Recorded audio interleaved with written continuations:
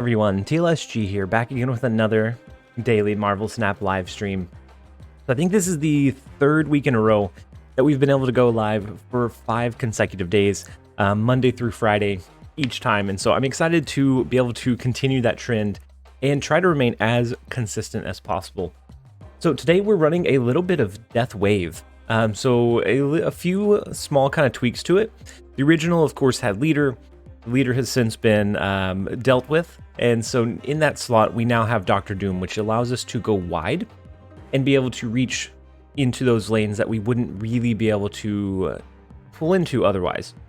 And then a lot of versions of this will either run a Chavez or a Shang-Chi. Instead of that, we lower our curve with the Iceman, which helps with a little bit of disruption. And then Christy Gamala, welcome in. Hopefully you're having a great day so far. But overall, I think that this is in an okay spot. You still have to worry about getting potentially leached, but there are a couple of ways that you could try to navigate around that. And then all of you guys, I hope that you've had a fantastic week so far. Nice starting with the Surfer Girls deck. Yeah, we're starting with the Death Wave, the Surfer Girls deck, and I think it's in an okay spot. It's not like it's not at the height of where it used to be, but I think it's still very, very strong. And then Fid, welcome in. Herman Bloom, hey man, hope you're good. I'm doing well today. Fid, you finally hit Infinite. That's huge. What were you running? And then Blooming Cosmos, good morning. Hopefully you're having a great day as well. So we are going against Thanos right off the bat. Hey, welcome. It took you long enough. And then Uranium Leather, thank you so much for the 3 months of tier 1 sub. I appreciate the support, and you're starting the stream off incredibly positive for us today. So this is the first one of the day, and I appreciate you being here. Hopefully you're having a great day. Tints of Record, welcome in as well. Death was my first pull 3 card. It was very early on for me as well, and it's your first ink card. Nice. I still haven't been able to get it inked. I haven't split it. Ooh, that's not great. I haven't been able to split it all that much. But overall, I think the list still does pretty well. Shuri from 60-95 and then hit a wall. Switched to Jeff's good card deck and was much better. Nice. Are you familiar with the good card deck that I was running? I'm just curious how close they were to each other. Then Rafi, welcome in, and then Josie. He said, hi Justin, will you upload your Agatha deck from yesterday? It was funny. Yeah, so I actually have it queued up. It's as soon as I'm gonna have to end the stream a little bit early today. And so as the stream is ending, I'm going to launch that one. And then Rafi, welcome in. Hopefully it's going well today. And then XV Platypus, welcome in. Hopefully you're having a great day. So we could do, we have our 1 cost 9 power death, so it's not the worst thing in the world. We don't really need to destroy all that much anymore. I think maybe we do a Yondu, a Carnage. We leave our Killmonger as is. Next turn we can wave, then we can do the Death, the She-Hulk, and maybe one other card. I don't know if they didn't play Time Stone, right? Oh, it's the same deck? Fid, is it really? I wonder if we uploaded it around the same time. To be fair, the meta is pretty stale, and so coming up with like brand new ideas, usually you're kind of reinventing what's already there, but worked out really great. I'm glad that it worked for your climb. Hopped on here, cheeky birthday stream. Love the content. Hey, so it's your birthday, Platypus? Happy birthday if it is. What's the best deck to counter Thanos? Really, it usually comes down to a good paced Killmonger. So like a Sarah Hawk deck is pretty good. The Toxic Sarah list that runs Hazmat, Killmonger, a couple of those other cards can deal pretty well with Thanos as well. I don't think any deck just completely hard counters it, but I think those come pretty close. And then Lord Bin, that's not my birthday. It's not my birthday. I think it's Platypus's birthday. They said they hopped on for a cheeky birthday stream, so I'm guessing it's your birthday. Thanks, guys. I'm finally an adult. Well, we're glad to have you. Hopefully you're having a fantastic day. So they can move the Devil Dino. Unfortunately we don't have our Arrow Doctor Doom for our big finisher. We have a couple of big resources, but I don't know that those are necessarily enough.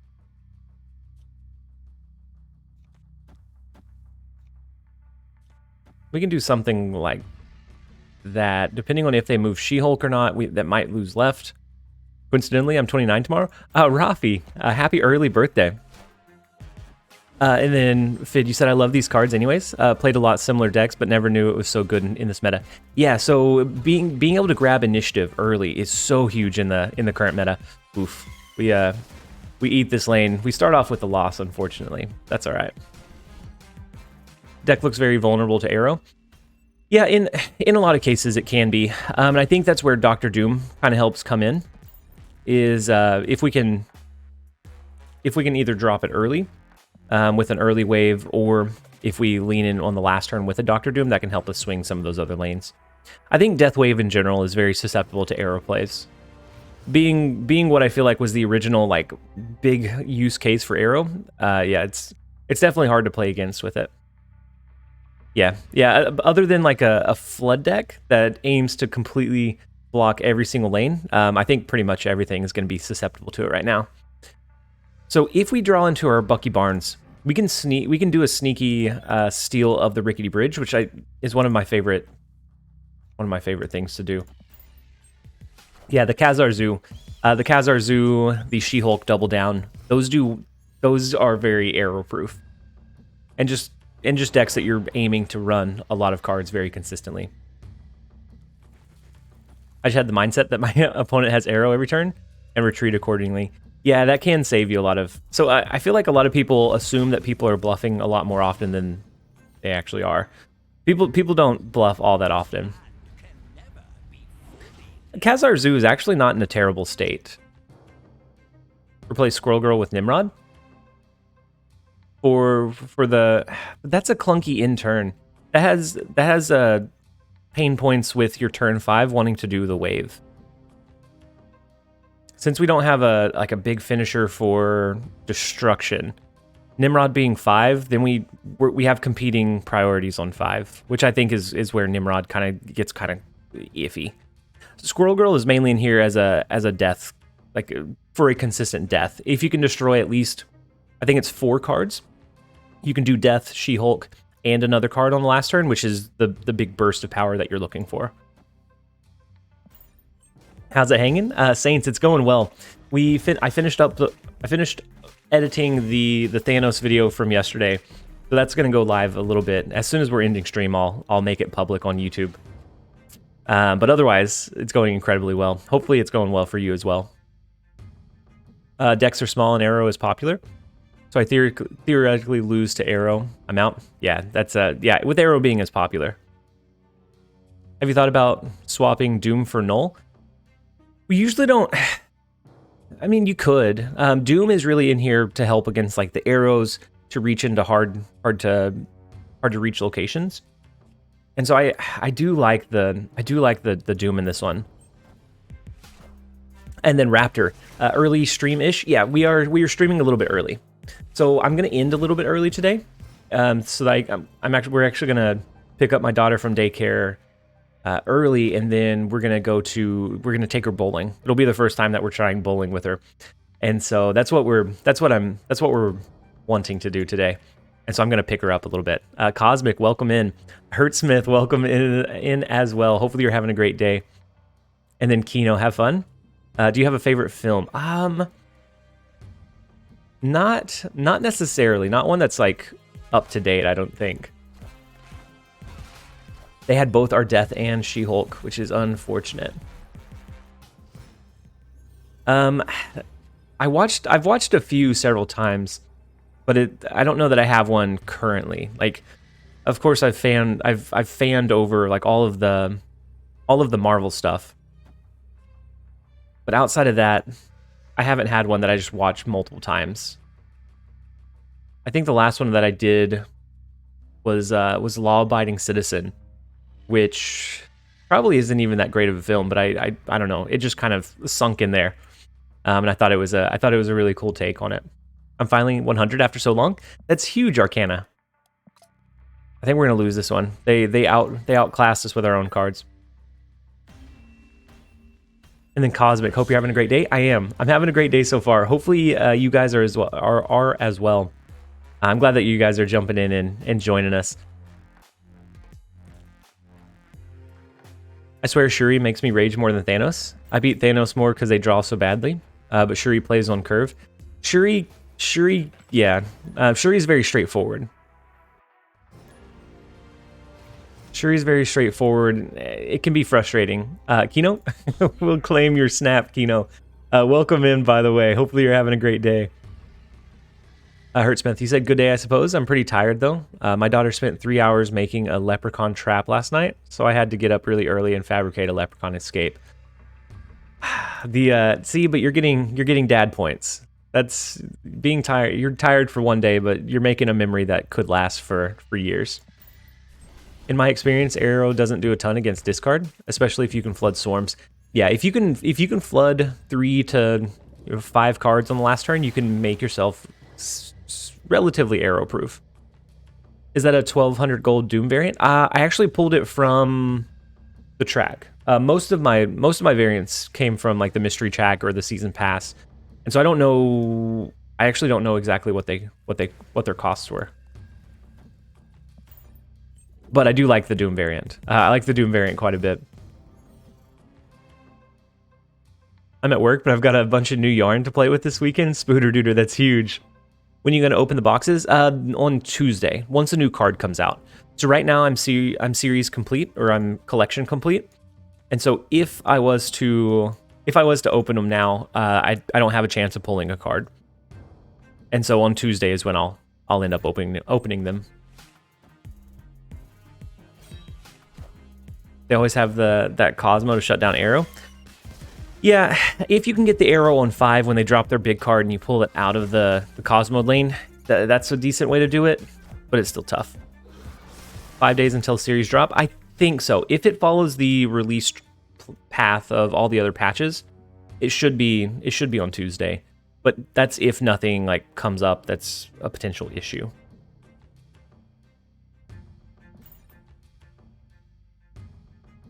I dropped from 99.6 to 96, and I'm trying to find new fun decks to try. Cosmic, that can be tough, especially when you get so close and then it kind of starts sliding backwards. But you still have a lot of time. I think even if you don't get it beforehand, I think after the balance patch, there's a lot of room for being able to find a way to make it work. We have the wave. Oh, we already snapped. We have the wave. We're going to be able to do She-Hulk, Doom. If we draw Death, we can actually do Death on the last turn as well. Are you planning to collaborate with other streamers? I would love to do some other collaborations. And Kino, we did hit our sub goal. We hit our sub goal, and I'm trying to figure out... Ooh, we do draw Death, which is huge. We hit our sub goal. I'm trying to figure out exactly what we want to do to celebrate it. A lot of people did say cosplay. I'd have to figure out like where to get cosplay stuff, because it's not something I've done before. And so you look on like Amazon and it's like Halloween costume stuff, which I don't assume is gonna cut it. Carlitos, thank you so much for the follow.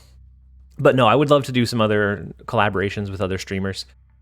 The logistics of figuring out how to do it is a bit challenging, but I think it's worth the effort that you put into it. When is the balance patch? Dan, so it should be approximately around Tuesday. If there's no like issues or anything that comes up that delays it. But tentatively, I would think around Tuesday. How was the climb for you this season? I ran a Galactus list and climbed faster at Infinite than any other season. So I didn't run any series outside of testing Nimrod right off the release.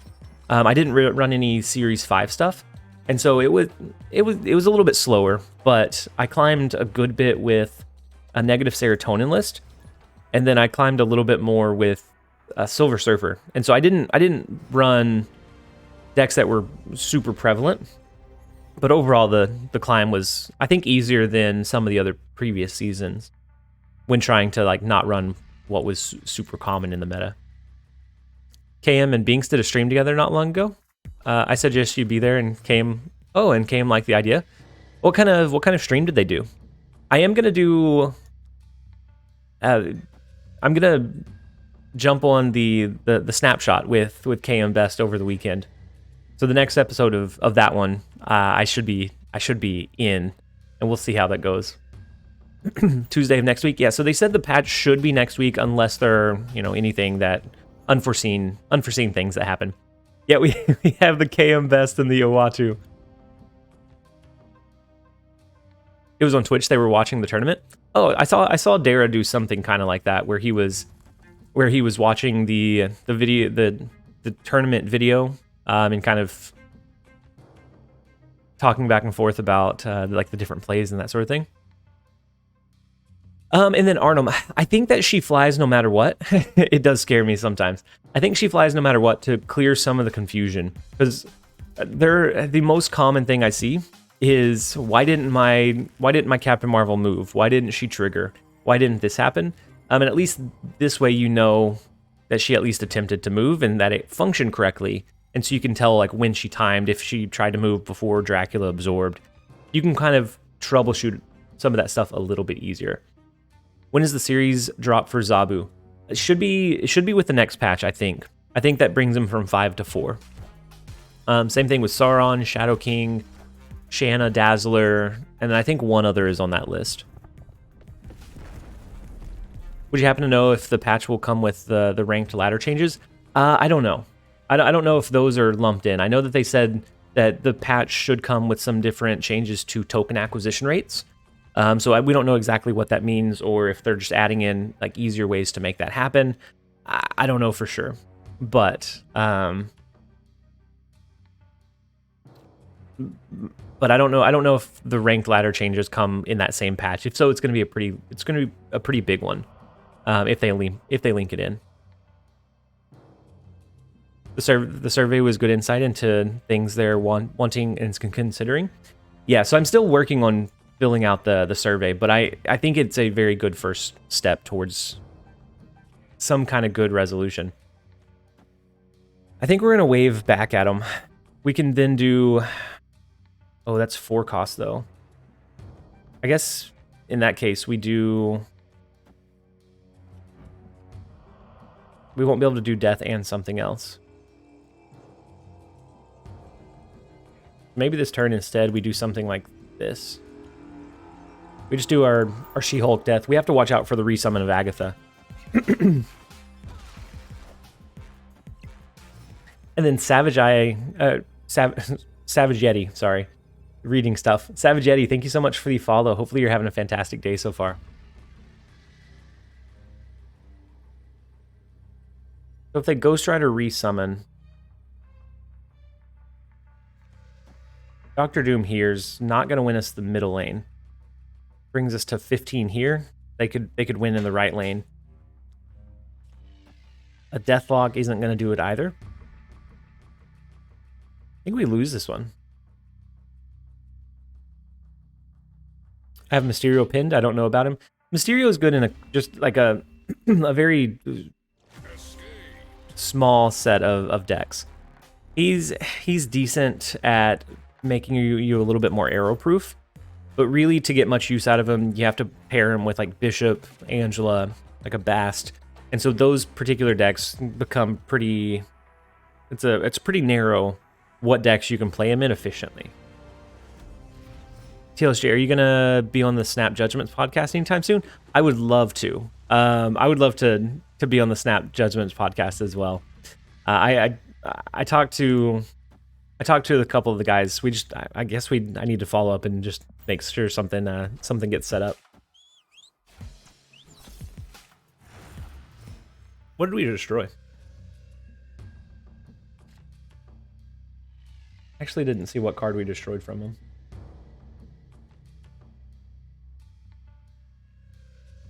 An armor? Okay, thank you. Thank you guys. So we can lock this one in. We're gonna skip. We have the She-Hulk. We have wave so that we can enable She-Hulk plus something on the last turn, depending on what they're running. Armor, thank you, Platypus. Thank you, Blissy, and thank you, Rafi.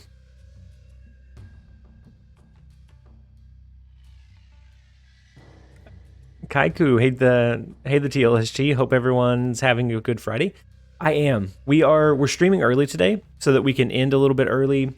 And whenever I end, I'm gonna release the crazy, the absolutely crazy Agatha Thanos deck that was a user requested deck from yesterday. I'm gonna my goodness, I'm gonna release a video on that one, and then I'm gonna pick up my daughter early, and then we're gonna go bowling with her for the first time. Are you gonna quit your day job? I would. That would be. That's a tricky question, Matt. I would like to be able to, but I have to be able to make sure that it's not something that. So if the hype for Snap or if the viewership dies down, I want to make sure that I can still continue to pay the bills and provide for my family. And so eventually, if it continues to look the same as it does right now, yes, at some point I would, but I have to make sure that it's gonna be consistent through like even the ups and downs before I can do that. Yeah, we're gonna be doing the Agathanos. And then C True, welcome in. Hopefully you're having a great day so far. And then Cole, I hope you have a great time with her. I think she's gonna enjoy it. We'll see. It'll be the first time that she's doing it. But I think she'll have a blast. We bought her a Hill Ultron.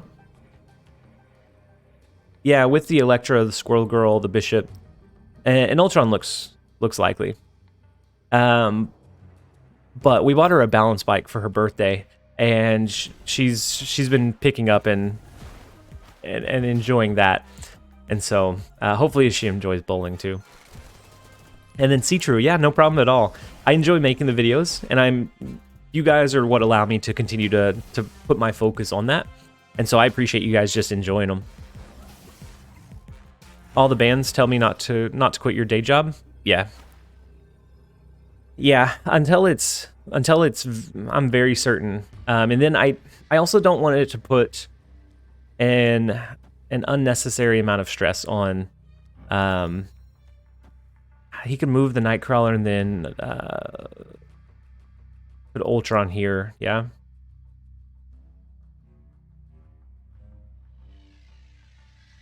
Otherwise, we win this lane.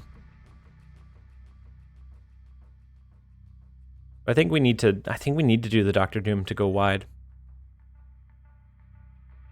You bought her an Ultron? I haven't bought her an Ultron though. Well, Kazu deck that I play at collection 1300. Ultron deck or Khazar Zoo decks can do decently. They're not terrible. They can do a consistent amount of power. It's just they don't have as high of a high ceiling as like a Thanos or a Shuri deck, or as much flexibility as like a Death Wave. So it becomes difficult to run them for long periods of time. And then See True, yeah. You guys are what allow me to continue to focus on this. And so I appreciate you guys just being here and enjoying the content. Are you doing anything extra for St. Patrick's Day? Like on stream or just afterwards?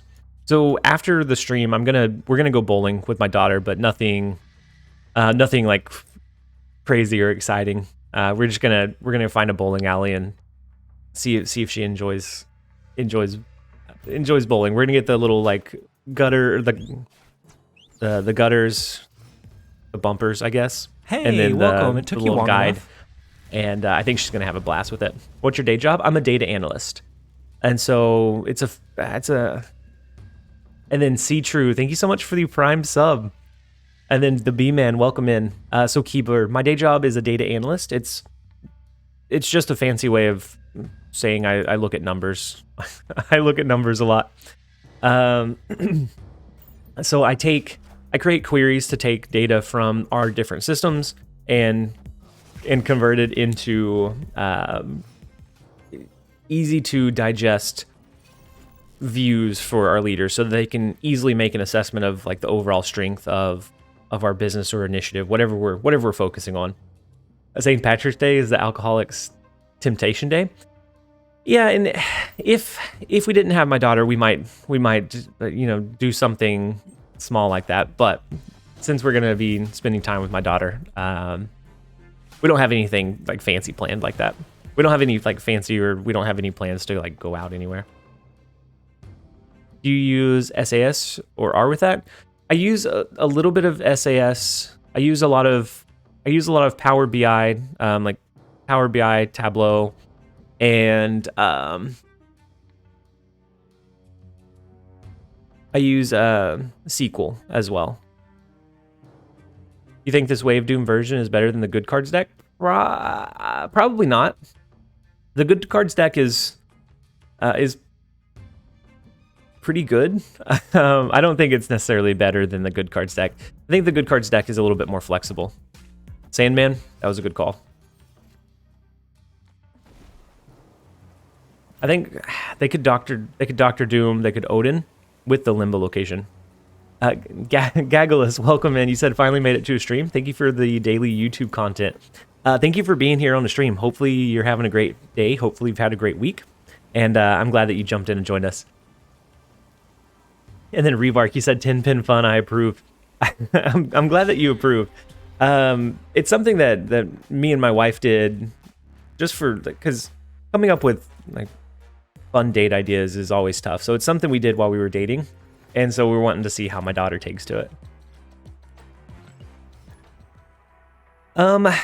Elite Marshmallow, I use Power BI a little bit more, so I lean towards Power BI, but I think they both have some different strengths. I haven't used Looker now. Galactus never plays Sunspot. That's true.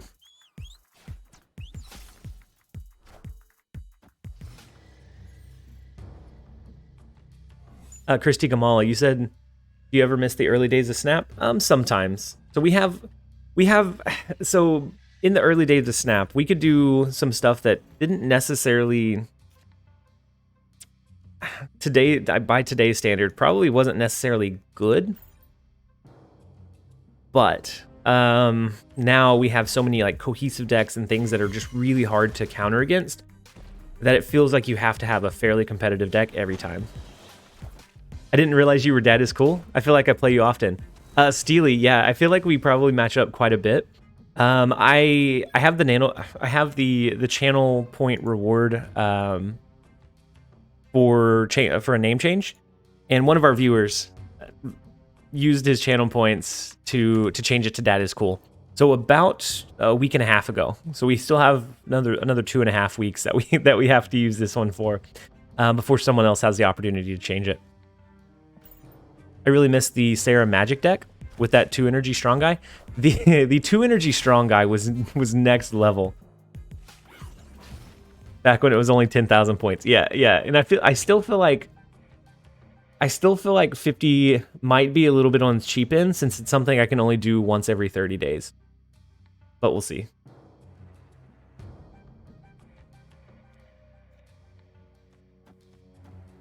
We're going to sacrifice the Dr. Doom to get rid of the Carnage. We're going to play our wave, and we'll see. We probably lose mid. All they have to do is play 1 card there. But it really depends on what they end up playing this turn. Yeah, Arrow could ruin. Wodar, welcome in. We're going to feature your deck later today. Once the stream ends, I have it queued up. It's already ready to go live. I just have to hit the publish button. And so once we end the stream, we're gonna be featuring your user suggested deck from yesterday. They can only do 1 card. All we have to do is Arrow to the right, yeah? This deck doesn't typically run a Dr. Doom. This looks like a clog deck. Yeah, I think Arrow right is the win. Yeah, the Doombots match your base version, and so they also get like the projectiles, the ink, and everything.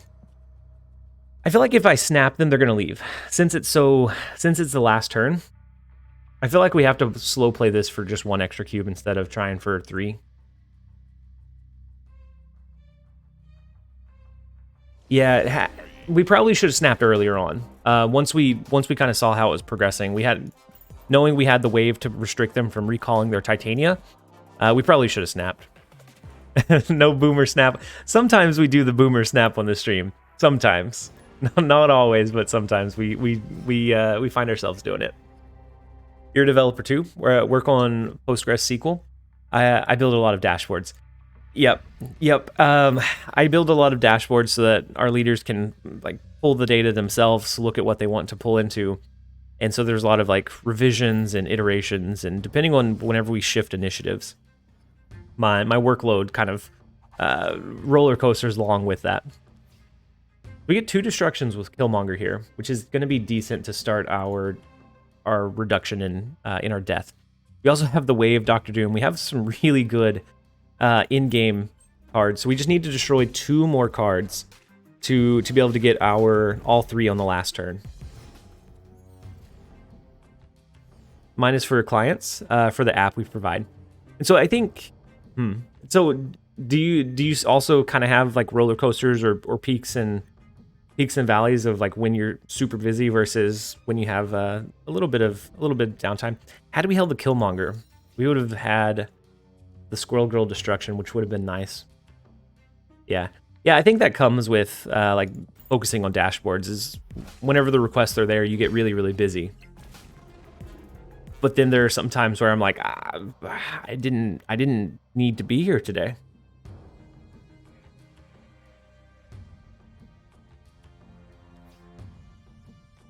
I think we're going to compete for these 2 lanes. I think the Bishop and Angela are probably a little bit too high for us.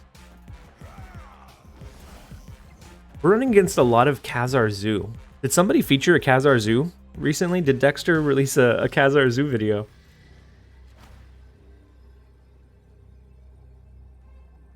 Does Luke Cage work on cards like Nimrod and Warpath to restrict them from going back down? Well, I did a couple of days ago, but usually people have tested it since then. I know I did one like 3 days ago or so. Do you think Death Wave can beat Thanos and Shuri decks, or do they outshine it? So I think Thanos and I think Thanos and Shuri are. I think they're going to outclass it in most situations. And so the leech is definitely an issue for Death Wave. Same thing with Arrow to an extent. Ooh, the Ultron. Ultron gets them the win in the left lane, yeah? We win mid, but they win right. Oof. And so the version I showed wasn't an Ultron one.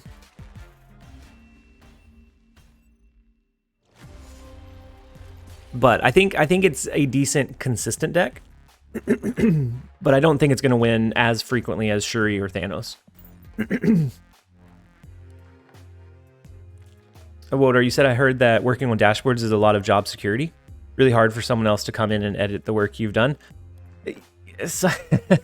Sometimes it's job security for me, because sometimes there's like 6 months in between when I build a dashboard and I build all of these like criteria and filters around this specific data, and then it gets recalled in 6 months and they want to change something small, and I have to refamiliarize myself with why did I do this way. And so it's a little bit of job security for me as well. Bold to contest the Angela Bishop lane. Yeah, I was hoping with one card, if they didn't have the card that could go wide, I thought we were okay. So they had to have the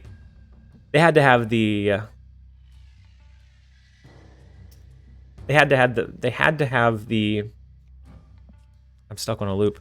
The Ultron there. Fuzzy, you said I'm a logistics engineer and build SQL and Power BI reports like 80% of my time. The worst is when after I publish my report and either get feedback from ops that the data looks, oh, yep. It's all it's always the worst when it just looks off. And so then you have to like really dive back in and justify that it's the correct way. Yeah, I get that quite a bit. And I also get the, hey, can we add this? So I build it a particular way, and then all of a sudden it's afterwards is hey, can we change this or do this instead? Don't do Carnage there. So I was doing it for the death reduction. Not necessarily for the power, but just for the death reduction. I'm working with relationship on a bank, and I'm not understanding a word. Ralphie. It's a fancy way of saying I pull and manipulate the data so that it's easy to look at. Oh no, Kaiku, you're okay. You're right that doing the Carnage over here is definitely not great. The only thing it does for us is reduces death. And so now with a wave, we only need to destroy one additional card to be able to do all 3 plays on the last turn. I was hoping you could get the Yondu left. The Yondu left would be good, especially if we had like a Killmonger to follow up with it. Destroying most of their cards is always really, really satisfying. But unfortunately, we haven't drawn it. I think we're going to skip here. I'm not going to rush the Killmonger just in case they do a 1-cost card. Or maybe if we don't have initiative on the last turn and they do an Ultron, we can just Killmonger and then a couple of our other cards. Did you? Yeah, I saw the survey, Leica, and so I'm still working on filling it out. I'm doing it a little bit slower than how would Noel do in this deck. I don't know what I would cut. Like the most cuttable card seems like maybe Iceman, but then that lowers your curve or raises your curve quite a bit. And Iceman adds a decent amount of early disruption. And so I don't know. Skipping grows our sunspot. Nice. It does. It does grow our sunspot. We also don't have wave here, unfortunately. I think we're gonna do that. Yeah. I think it's Deathlock and She-Hulk. We might drop Killmonger on the last turn to try to counter any 1-cost that they have. Blow up left. I can't play over to the left. We have the Avengers compound, so we have to play to the right now.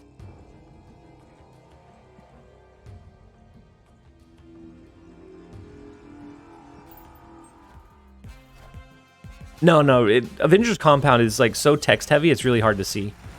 And the location doesn't necessarily stand out. Like the location text compared to Winter Island or Bar Sinister is always super small. I mean, we could do this. It wouldn't win the left lane. It probably wouldn't win the other ones either. Do we instead go with super weird looking Killmonger and then Squirrel Girl? We would also still not win Bar Sinister, but I think we have a better shot of winning maybe mid. I think this probably still loses. Yeah, with Khazar buffing up all of their cards, I think it's still a loss. What collection did you finish pull 3? I think it was about 3,800.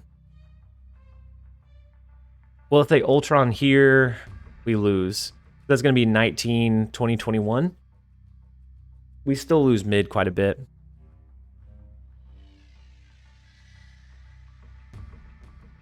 I do really want to see the Ultron bots blow up. We're going to send it anyways. Yeah, and Wodar, definitely not a win. And the beard looks pretty slick on you. I like it. Thank you, Goal. Hopefully you're having a great day. I'm glad that the beard looks pretty slick. Trading cubes for entertainment. Yeah, today we're okay with trading a few cubes. I had some decent success with the Agatha deck yesterday, and then we have I was running a discard deck that uses Stature and Moon Knight, and I was having a decent amount of success with that as well. I don't normally play those on stream. Those are more of like testing decks, but it was your pretty standard MODOK discard that just has the spice of the Moon Knight Black Bolt Stature. So if you Black Bolt on 5, that allows you to MODOK and Stature on 6. And so if you have your Dracula down already, I think you could have won with a skip on turn 5 to make She-Hulk cheaper. We could have won the left lane. We could have competed for the right lane. I think you're probably right, Revark. I misread Moisture on the deck name. Was really confused. So this one, it's MODOK Stature, but I was typing on my keyboard and it missed the A. So it was supposed to be Mo Stature, but now it does definitely look like Moisture. But I had some decent success with that one. We climbed a little bit. The deck is definitely the deck is moist. Tired running some Agatha until I realized she's the only one that gets boosters when playing. Oof. Yeah. I have 1,600. I have 1,600 boosters on Agatha, and I have not split her once. We need a laundry basket emote. I definitely want to get one of those, Kingdom. I agree. I think the laundry basket deserves an emote slot at this point. I just got a bag of Desiccant if you need it. I might need it, Rebark. We might need some Desiccant. Desiccant? I'm collection 3600 and I'm still missing Hellcow. He's my last pull 3 card. And I want to buy Bass, but haven't seen her in a month. So the rotation once you finish pull 3 will get a little bit more consistent, Derek. So the way that their rotation system works, it first rolls for if it's going to be a Series 3, Series 4, Series 5, or Ultimate skin. And then once it rolls to figure that out, it rolls to figure out the actual card. So you probably see Hellcow once or twice a day, I'd assume, because I think it favors your pull 3 whenever you have those available. Once you get your Hellcow, I think you'll start seeing some of those other ones much more consistently. I heard they were going to change the token shop. They did say something about changing the token acquisition. I don't know exactly what, but they did say they were gonna change it a bit. Fireblade, it's going well. How are you? I'm glad you're able to jump in and join us. They said something about changing the token acquisition. And then Spooderduder, you said you love MODOK Collector. Moda Collector. I haven't tried Collector too much. I think Nakia, the Nakia version with I think MODOK and Morbius and Collector, I think those do decently. But I've tried a couple of different versions. What deck are they running? It looks like a Sarah tech deck, so maybe it's the Hawk version, or maybe it's the Toxic Sarah one. It's really weird that you can't get new cards in this game when they come out. Kingdom, dude, I agree. I think that's definitely a pain point for a lot of people, and hopefully it's something that they change soon. Revark with the 1v1 claim. Okay, let's finish this one up, and then we'll run a 1v1. Any rules or restrictions that you want to put in place? Hawk is the last really good pull 4 card that's hiding from me. Slow hand. Hopefully you just pull it soon, and you're able to just have it. Kylo, thank you so much for the follow. No Galactus, Thanos, or Shuri? Okay, yeah. I probably wouldn't run those anyways, but I'm okay with those rules. Christy, we can put rules on 1v1s? Yeah, I'm okay with putting rules on 1v1s. I think it helps keep it interesting. Get enough of that on ladder? You're not wrong. You're definitely not wrong. I think we're going to do wave here. Next turn we can do She-Hulk and then arrow to one of the sides. I think we'll be okay. Ended a match recently with Massive, Morbius, and Collector in different lanes. Wong, Mystique, MODOK, Greed. Yeah, I have seen a couple of those. When they work incredibly well. But getting all those pieces in place definitely seemed like that might be part of the issue. So I guess we could have played Iceman last turn because Death goes down to 2, and so we're going to have the competing 2 costs, and I would rather have the 12 here. And so, we're already swinging this lane, though. Okay. We will take the retreat. That was a lot of Sentinels that they had on the board. But Revark, let's load up your 1v1. Let me think about what deck I'm going to run while you're generating a code. So you said no Galactus, Thanos, or Shuri. So bounce is fun. Oh, I guess we better go. All right. We're gonna try out the statured chat only mode one.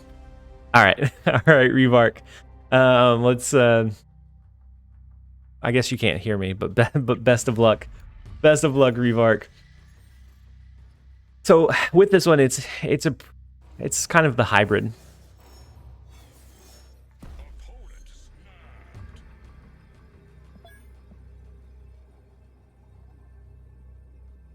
We have the extra energy. We can do MODOK early. We can do Dracula early. I almost want to snap back, but we're going to play it safe for now. Zuran, thank you so much for the follow as well. Shuri incoming.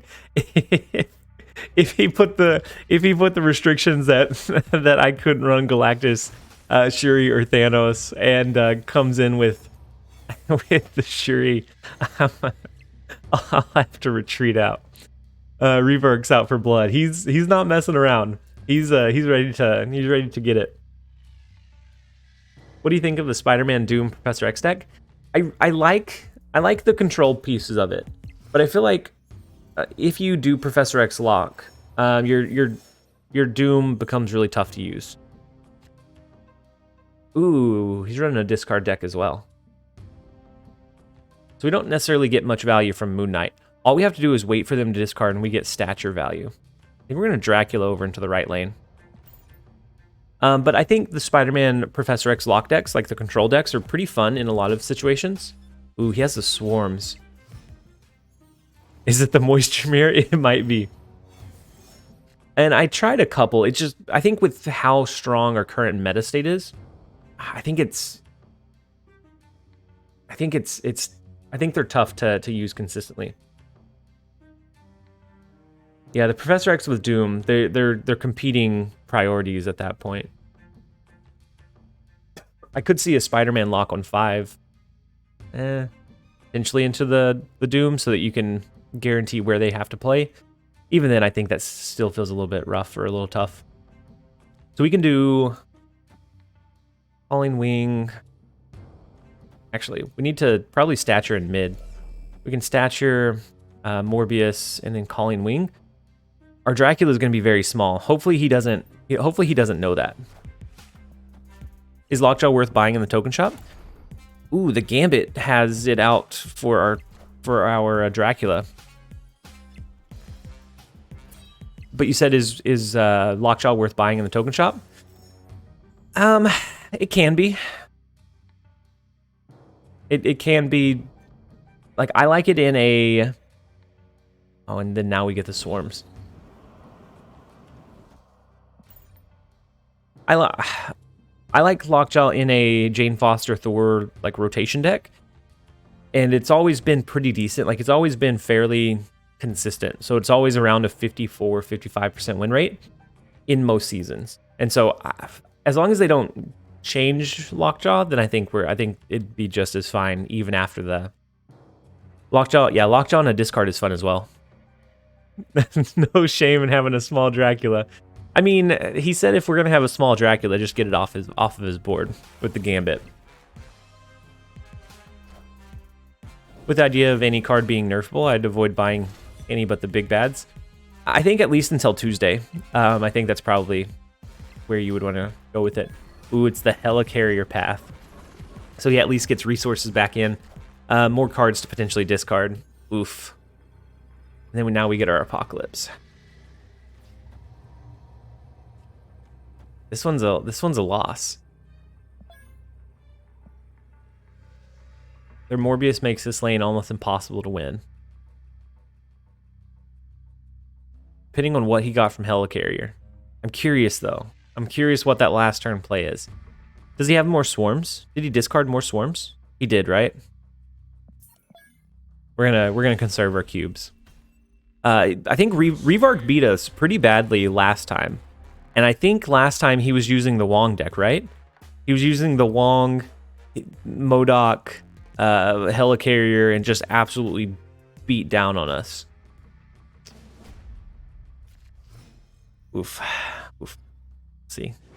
How's your day going? Cool, welcome in. Hopefully you're having a great day. My day's going well. We're doing an early stream. What did he get hit with? That was so good. We're doing an early stream because we're going to end a little bit earlier today than normal, so that we can take my daughter bowling. Oh, the Collector, the Wong. Oh, he's running the Wong. I wonder if he's refined it since our last matchup. I'm stuck at 95, 96, and I can't even climb with Shuri because I can't even draw her 6 out of 20 games before turn 5. Any advice except drawing better? So I think playing it consistently, you will eventually draw it. but trying to stay level-headed. Find a deck that you enjoy playing. So for me, if I don't enjoy playing a deck, playing 5-10 games of it, I get really frustrated if I don't get like the outcome that I'm looking for. Whereas if I'm playing something I enjoy, then if I get a bad roll, it's okay. It kind of is what it is at that point. And so like you can mitigate your losses, but if you're not enjoying the deck in general, I would say try switching to another deck, or you can wait until the balance patch comes out. Once the balance patch comes out, we should have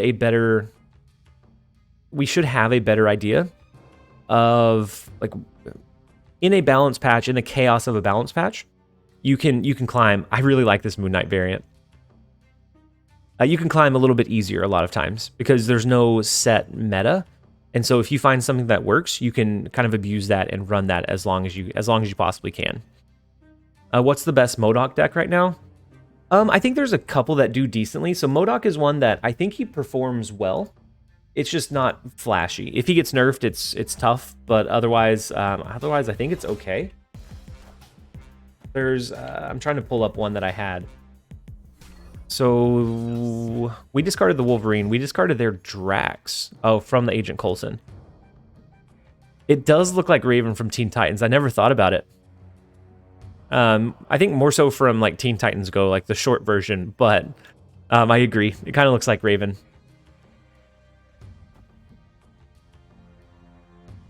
So we can make them discard one of their cards. They haven't discarded their Swarm yet, right? Oh, they have.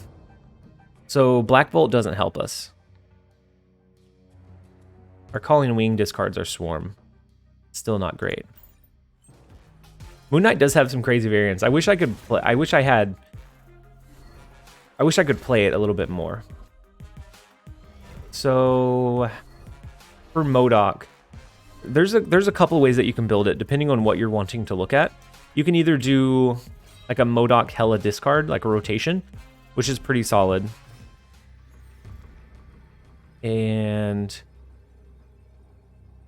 the other one would be just like a regular MODOK discard, and it'd be something I think kind of I can build it in Snap.fan real fast, but I think it'd be something kind of like what I'm gonna paste. So if they play out the Swarms, they're hoping. I mean, we help their collector if they have an Apocalypse, right? They didn't discard their Apocalypse though. I think we're just gonna go this, and then this. We'll absorb in mid, and we're hoping to get rid of something big for him. Who you're playing? We're playing against Revark right now.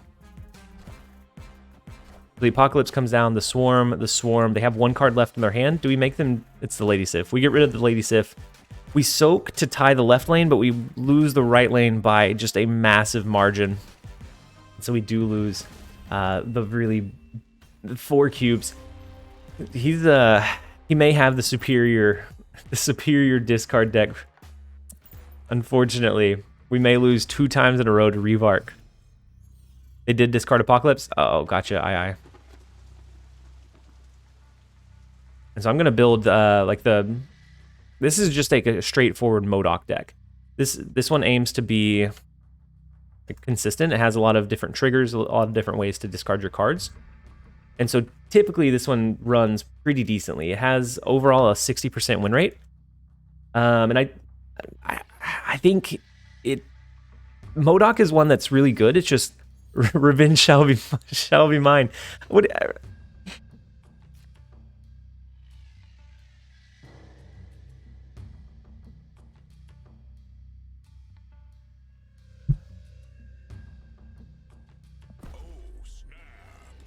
And then Murdoff, welcome in. Hopefully you're having a great day so far. Good time for a stream. I'm sitting in the Diablo 4 queue for the next hour. Wait, Diablo 4 came out? It's free to play too, right? I may have to play a little bit. It's the beta? Oh, it's the early access beta? Gotcha. Closed beta. Oof. Okay. No, I didn't sign up for any closed beta. When is the new patch? It should be they said next week, so probably Tuesday. Unless does someone have Revark's list as well? Revark would. I don't have his whole list, but Revark definitely probably does. So we could do the Moon Knight. That doesn't help us any. Our Calling Wing would discard our Moon Knight, which actually I think we're okay with. But the... Oh, no. So it was... You pay to play, and then there's also microtransaction. Is that how it was? There was something I was reading about it that I was kind of confused about.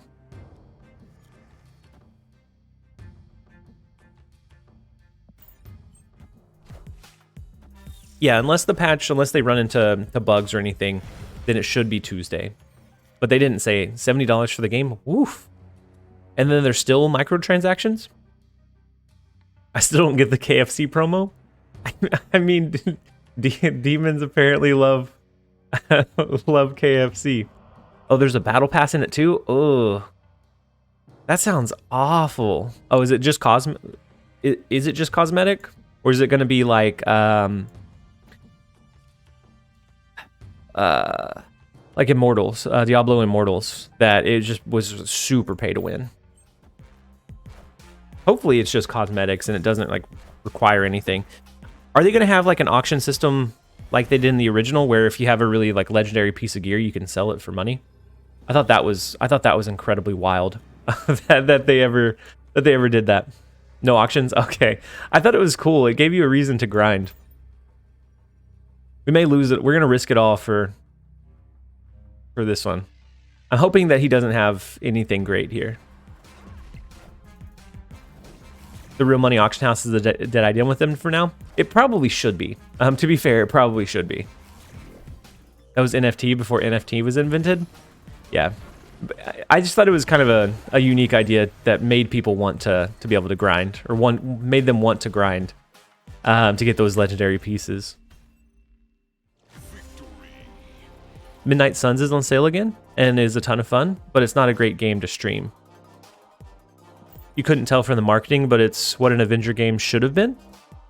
So Midnight Suns is one that I was looking into playing, not necessarily on stream, because I don't know that we branch out much on like what we stream, just because we have a very like specific subsect of viewers. So you said Midnight Suns. What's it on? It's a... I'm pulling it up on Steam. So it's originally... Oh, it's originally 60, but it's down to 30? I may have to buy it. I may have to check it out. Preston, welcome in. 1 point. Rebark, we got the 1. Nice job, T. Thank you, cool. We couldn't go down completely. We couldn't just completely lose against him. We had to put up some kind of fight. It's an XCOM style game. Green Man Gaming has it for less. Really? I may check it. Maybe not, because I also don't have a lot of spare time, and I end up investing too much time into some of those when I don't really mean to. What's a double down? So double down for me is like a moon girl. You double what you have in your hand. Yeah, if you're referring to like if I've said it sometime. You just unlocked Goose from a collector's reserve. Nice, cool. I think Goose is one of the... Oh, it's their double down chickens. Their double down sandwich. Oh, it's from KFC. Okay, my bad, Atlas. I didn't realize that's what you meant. So they have more than us over here, which is tough. We can double the power of our stature. We have MODOK for the swarms and the apocalypse. I made Goose meta in my Electro deck. Yeah, the Goose is decent in the Electro deck, Christy. I tested it for a little bit, but I had covered a couple of ramps recently, and so I didn't feel like I was able to do another one so quickly. But I do think it was a good add. I think Goose adds a lot of disruption that's not necessarily expected or anticipated in a lot of games. So we're gonna play away from the Black Bolt. We don't necessarily need it because they discard their own cards, and so we're gonna play for the MODOK, ramp up our Morbius and our Apocalypse, and see if maybe we can get a few more of How's My Hair's points. I didn't realize KFC had a double down. Regarding the KFC promo, KFC is giving out Diablo 4 beta access to anyone who orders a double down. Really? What a strange promo. Like, I would order a double down. Like, I have to eat. I would order a double down. Like, I'm not saying it's not smart, but it's still kind of wild. Can I see that Apocalypse? Yeah, so this was from the Apocalypse bundle. This one was from the Apocalypse bundle that they released right when they came out with Series 4 and Series 5. It was, I think, real close to 8,000 gold for the bundle itself. Since then, they've started doing cheaper bundles. But I had been, it was 9,000. Yeah, it was a very pricey bundle. But I had been saving because I wasn't advancing my collection. I didn't have any reason to up until that point, and so I bought the bundle because I already had the gold. And then from there, I spent a lot more following up and getting additional like collection levels advancing. Ooh, okay, the Morbius is okay. Ooh, we lose the left lane. How does, wait. Do we win mid? No, it's gonna double the MODOK, right? This is how it ends for us. No, we have one more match in us. I've got the Dan Hit version, but this is cooler. Yeah, I think this one it's one of the bundle variants that I really enjoy. After that, some of them not necessarily so much, but I think this one was pretty decent. We can't even snap at him. We're gonna lose to Revark for the second time. Maybe we can pull it out, but his Wong Gambit deck is just so wild that I don't know that we're gonna be able to. And maybe we run this. Maybe we run his version of a MODOK deck if he shares it with us. If not, we can do the version that I shared, which is just like a straightforward MODOK discard. I think we're not gonna Wolverine. We're just gonna skip here. I have Pixel Apocalypse. I mean, it's still a variant. It's not the worst thing that could happen. It's not the best. It's not the best Apocalypse variant, but it's not the worst either. Surpass your limits. We have to go. I don't know if you're an anime fan, but we have to go plus ultra. We're gonna go plus ultra on them. So we have the Moon Knight's not great. I think we're just gonna soak here. Need a deck to add Centurion. What are you thinking? My Hero Academia? Yep, it is My Hero Academia. Yeah, so I've watched quite a bit of My Hero. Yeah, I watched it. I haven't read it. The Texas, I think they did an Oklahoma Smash at one point. Yeah, I've watched quite a bit, but no, I've also watched quite a bit of Black Clover as well. Oh, the Kino, was your quote from Black Clover? When I first started watching Black Clover, I wasn't a fan of the main character. Like at first, all he did was scream. He's kind of annoying. But he grows on you. He grows on you over time. And so Black Clover is one that I've definitely enjoyed keeping up on. I'm not caught up on so My Hero, I'm probably a couple of seasons behind now.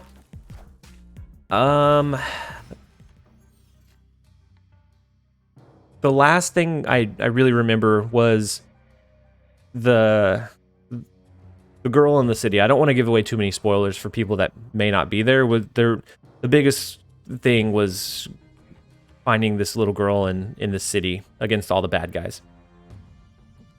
So it's a couple of seasons behind, I think. The newest season of My Hero is the best so far. Really? The one with the horn? I think so. Yeah, it's the Airy. I think it's Airy. You need to catch up on it. It's getting good. I don't have my subscription for I guess for the anime anymore. I need to probably just catch up. Asta is a character you first start hating and slowly love. Yep, I agree, Ninja. Like it's just very over the top from the jump, and then slowly but surely he grows on you over time. Subs or dubs? I like watching subs, but to do that I have to like usually I'm multitasking, so I'm doing other things while I'm doing whatever it is I'm doing. And so to do that I have to like be very like paying very close attention. But I do favor that one a little bit. Yeah. I think subs are a little bit better in most cases. I actually haven't watched One Piece, but I probably need to. Only time I listen to dub is when I know it's good. Yeah, and I mean Dragon Ball Z, the ones that aired on TV whenever we were younger, like those I watched dubbed, and I didn't know there was a difference at the time. That was surprisingly close. We almost with the Iron Man with their null, we almost overcame their left lane. Wait, how old is TLSG? I'm 31. To be honest, it starts slow, but OP Insane is everly clever. OP is sane. Revark, that one was incredibly close. I mean, not the battle gauge overall. Like you wiped the floor with us. But that match was incredibly close. Have you seen Paw Patrol? I have. I have seen a little bit of Paw Patrol, and starting to get on the other kids shows like Sesame Street and Bluey as well. And so Revark, there was a person asking if you minded sharing your deck link. If you want to keep it secret, you can. But that's you beat us both times. Both times we played, you ended up absolutely demolishing us. Love early the lizard suit singer guy in the morning. I mean, I didn't get the name for nothing. The early, so if it's too early, then it's definitely the lizard guy. It's not mine. I'll post it in Hooglands. The first game you killed me after the first game you killed me after the first round. Wait, no, the last time you won, right? I thought. I remember being absolutely stunned by the Wong into MODOK that just bursted up your Morbius last time around. Oh, One Piece. My bad, Ninja. That one went over my head. But Preston, you said I'm in Japan and it has weekly new episodes for My Hero Academia Attack on Titan. So is Attack on Titan still releasing? I watched the first 2 seasons and I was really gripped on the first one. The second one started losing me towards the end because it kind of drew out that mystery, and so it was no longer like gripping of like what is going on. Oh, it's on the final season now. I got you. I stomped you at the wrong MODOK on that first round, and then you Cosmo. Oh, that's right, Revark. I was running the double down deck, and I had the double Cosmo on you. I got you. 17. If you watch One Piece, you must watch it on that website that cuts out all the filler. The name is escaping me, but you end up losing a couple hundred episodes and miss absolutely nothing. Really, if I watch One Piece 17F, I'll need to figure out what the name of that episode is. Whoops, my bad. I think they snapped because we were roping them for so long. Is it One Pace? One Pace. Okay. So if I end up watching it, I'll have to do it there because the fillers, I think, taking that much extra time, we would have to be very careful with those. It gets really huge on the 3rd season. Attack on Titan does. You're making me want to go back and watch it again. I think we're gonna play Lady Civ to the left. If it turns into Miniaturized Lab, at least we have resource there. One Piece is the greatest. I may need to check out One Piece. I've heard good things. I've heard all good things about it. First time watching Attack on Titan makes you really confused. Yeah, the first season, and so that's kind of what kept me drawn in was like I didn't know what was going on, and so you're really invested into that. Like Attack on Titan is the bomb. Yeah, the first season I was hooked. Like I watched the first season in like a week. And then I was watching the weekly releases for season 2, and I don't know if it was like the time gap in between, or just something overall with it, but it eventually just kind of lost me. Snapdot or Revark. So the Snapdot fan link you shared, that's the one you're running. Oh, it's from Jeff. Interesting.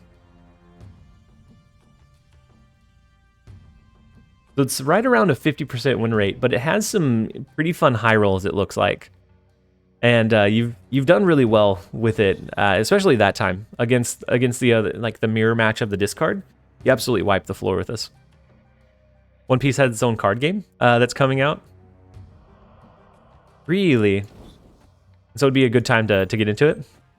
You don't play it for the wins, you play it for the lulls. Yeah, there are some decks that are just incredibly fun to do, like to play and to do that with. That's the MODOK discard deck you run? What deck are they running? Oh, it's the double down. Sort of like the She-Hulk Infinite. So they're going to skip here into flooding on the last turn, I imagine. So we can just...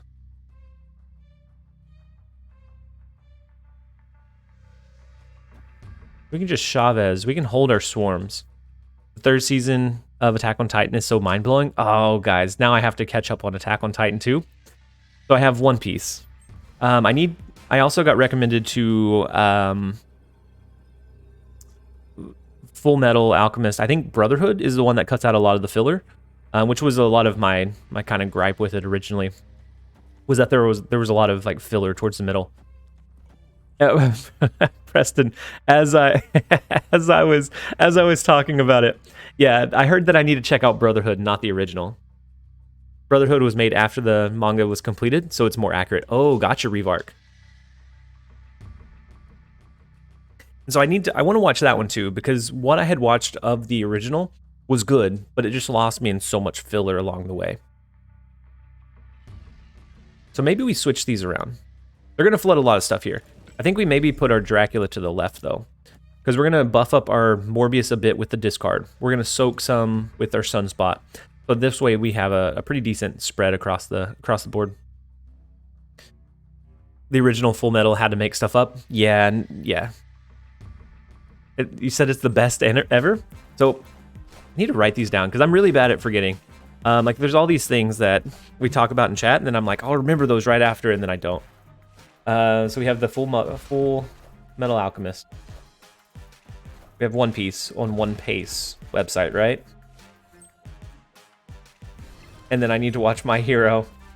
I need to watch Black Clover. I'm a couple seasons behind there too. And then catch up on Attack on Titan. We're not streaming for the next several. Ooh, wait, we overpowered them. We overpowered the Infinite with the Dracula pool. You're not gonna have time any time left for any snap. Yeah, no kidding. 17F. Like, just catching up on those is gonna take me a very long time. If you're bad at forgetting, then you're good at remembering. Oh wait, I'm really bad about forgetting. So I forget by the time I end the stream. Anime react streams incoming. Like, sorry guys, the meta's stale. We can't do anything. We're just gonna watch. We're just gonna watch some anime. I'd watch more anime on Crunchyroll, but it doesn't have a 2x feature. I have started watching a lot of the YouTube videos and stuff that I watch there on 2x. Empire of Light, welcome in. Hopefully you're having a great day. Anime stream now. Yeah, this is no longer a snap stream. It's gonna be on anime. Yep. I used to have Crunchyroll on TV, and it was a pain. Prime doesn't either. So YouTube for 2x and Netflix for 1.5. I actually didn't know Netflix had 1.5. I don't have my subscription active there anymore. But it might be worth reinvesting if enough stuff has come out. Oh, and you could give Jujutsu Kaisen a try, or Chainsaw Man. I haven't tried Chainsaw Man. I tried, I think it's JoJo's something adventure, but I wasn't able to get as far into that one.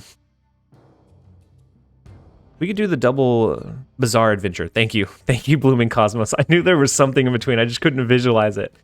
I wanted to say amazing, but yeah, that one's, yeah. Game is giving me trouble today. I've been so-and-so, but not complaining.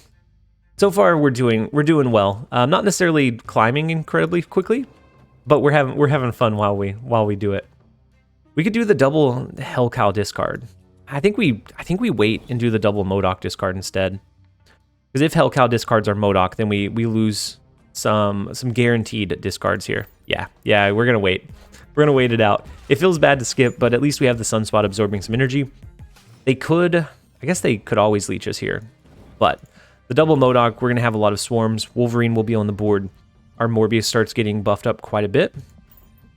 Jojo starts off with vampires versus Hammond or Haman users, and then it just goes crazy after that. Yeah, so I've got a couple episodes in, and it just didn't like initially have its hooks, and so at that point I was watching a few others and I prioritized those. But sometimes I convert movies and shows, definitely not sailing the high seas, so I can watch them on 2x through the MX player. That's that's not a terrible idea. We can do the Chavez, the Swarm. We're not going to get any more discards here, so the double... They have a Shang-Chi, they win. This is only going to be 9 extra. And then we could guarantee that the others go here. No, we would want to guarantee that it goes to the right, I think. But still, like a Shang-Chi or really them skipping or doing a Devil Dino, I think just wins it for them. I feel like you're one of the only big streamers that isn't a jerk to the viewers. Yeah, I don't think I could be even if I tried. Ooh, their soak was what did it for them. This was actually a lot closer in this lane than I thought it would be. But the soak from the Sunspot was actually what put them over the edge, unfortunately. Oh well. But no, I enjoy the interactions that I have with the viewers, and so you guys are here because you enjoy either the vibe, the content, the game, or just like the company. And so I definitely enjoy having you here. So I don't have any reason to be mean.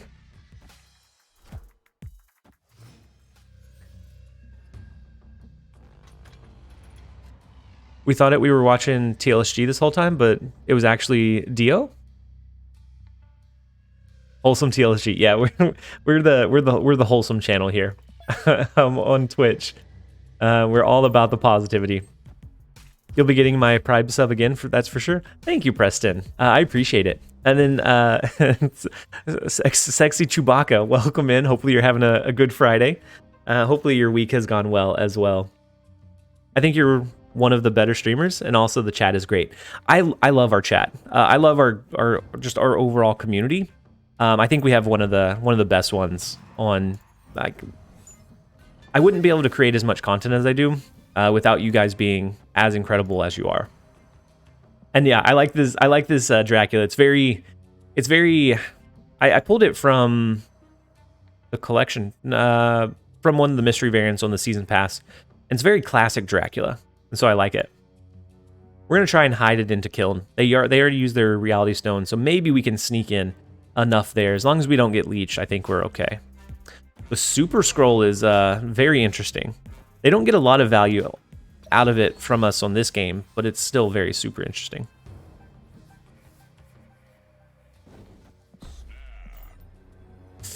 Oh no. Oh no. A leech here, and we just discard our whole hand, and we retreat with our tail tucked. A snap there was very hasty. I wasn't thinking about them having initiative. Had we had initiative, a snap here would be perfectly safe. Okay, that's not the leech. Good.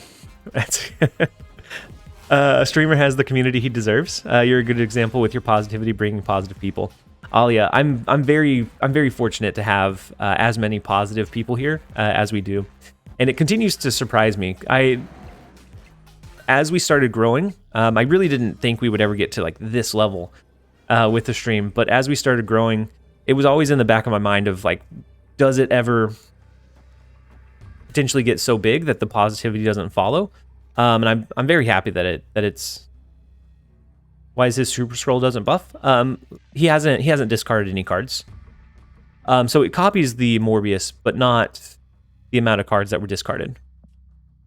I'm positive, but I hate Leech. Yeah. So I think we're gonna go to the left and the right. If they do a Shang-Chi over here, then our Chavez should help us win the Strange Academy. And then if they are fighting for over here, then I think the extra 2 cards in this lane should help us find the win in Nidavellir.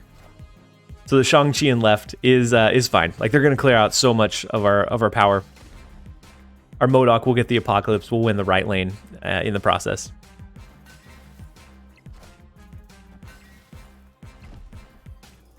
Yeah, I love how the ink split definitely makes it look like a very old picture of Dracula. It's just kind of like sleek or shiny.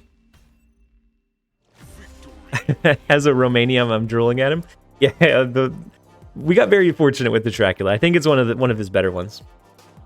Calling Wing replacement. So Calling Wing is really good at helping like guarantee your swarm discard. So I think a Calling Wing replacement is tough, but you might be able to. Because without Calling Wing, I almost wouldn't even want Swarm. Because then you're really relying on either the Hellcow or the MODOK. So it becomes really tricky. I think Calling Wing really fits in well. But if you don't, then you might take out Calling Wing and add in Storm, but you're going to lose a lot of your potency. Storm would allow you to do like a Dracula lock, which is where a lot of decks have a weak turn 4. And so we could sneak in the Dracula in those lanes. But I think you lose a lot of the consistency with how many swarms you can have on the board. I'm going to leave for a second to get on J-Rod's stream. All right, cool. Hopefully we see you when you jump back on.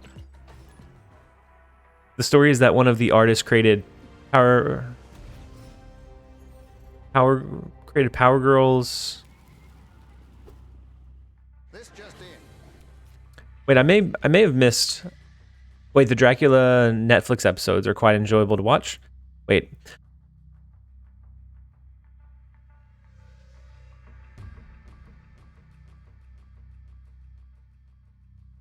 This is the wrong chat. Okay, I was so confused, Rebark. I was trying so hard to understand what like where that was coming from. Okay, that makes more sense. The Dracula, I like the Dracula variant quite a bit.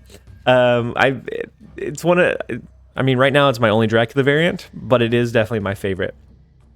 Mark, you said, but now I'm intrigued. You had us confused. Rebark.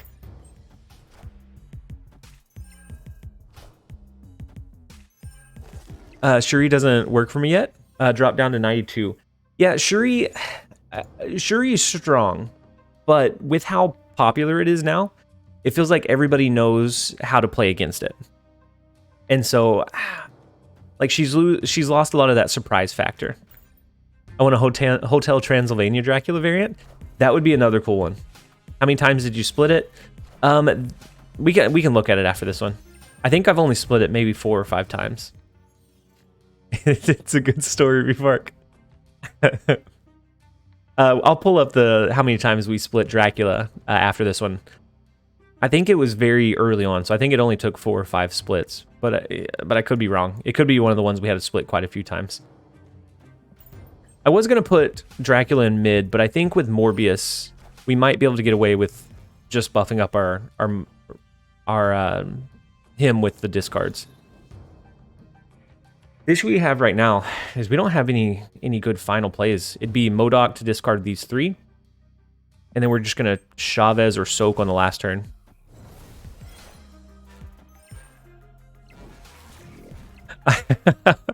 Alia, did you hit the wrong chat as well? It's the day of the wrong chat. I didn't think you were talking to me with that, but we all very much enjoy you being in the chat as well. Nothing compares to the Ink Chavez variant on the first split the other day, though. Yeah, and so it was the first split of this variant. I have split Chavez, the card, quite a few times, but still getting it on the first one was pretty big. We're just gonna skip Soak in the left lane, and then let Dracula absorb in the right. I think we probably have a pretty big shot of losing this one.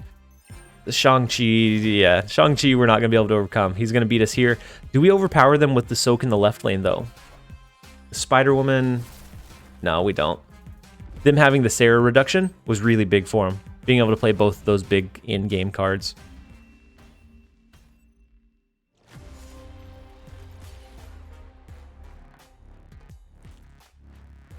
Wait, Revark, you sent over your coffee order to Atlas?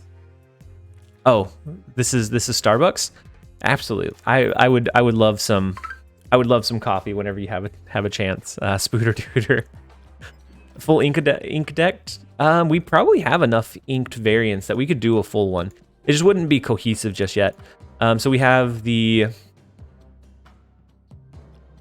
Zero. We have the Hood. We have Angela.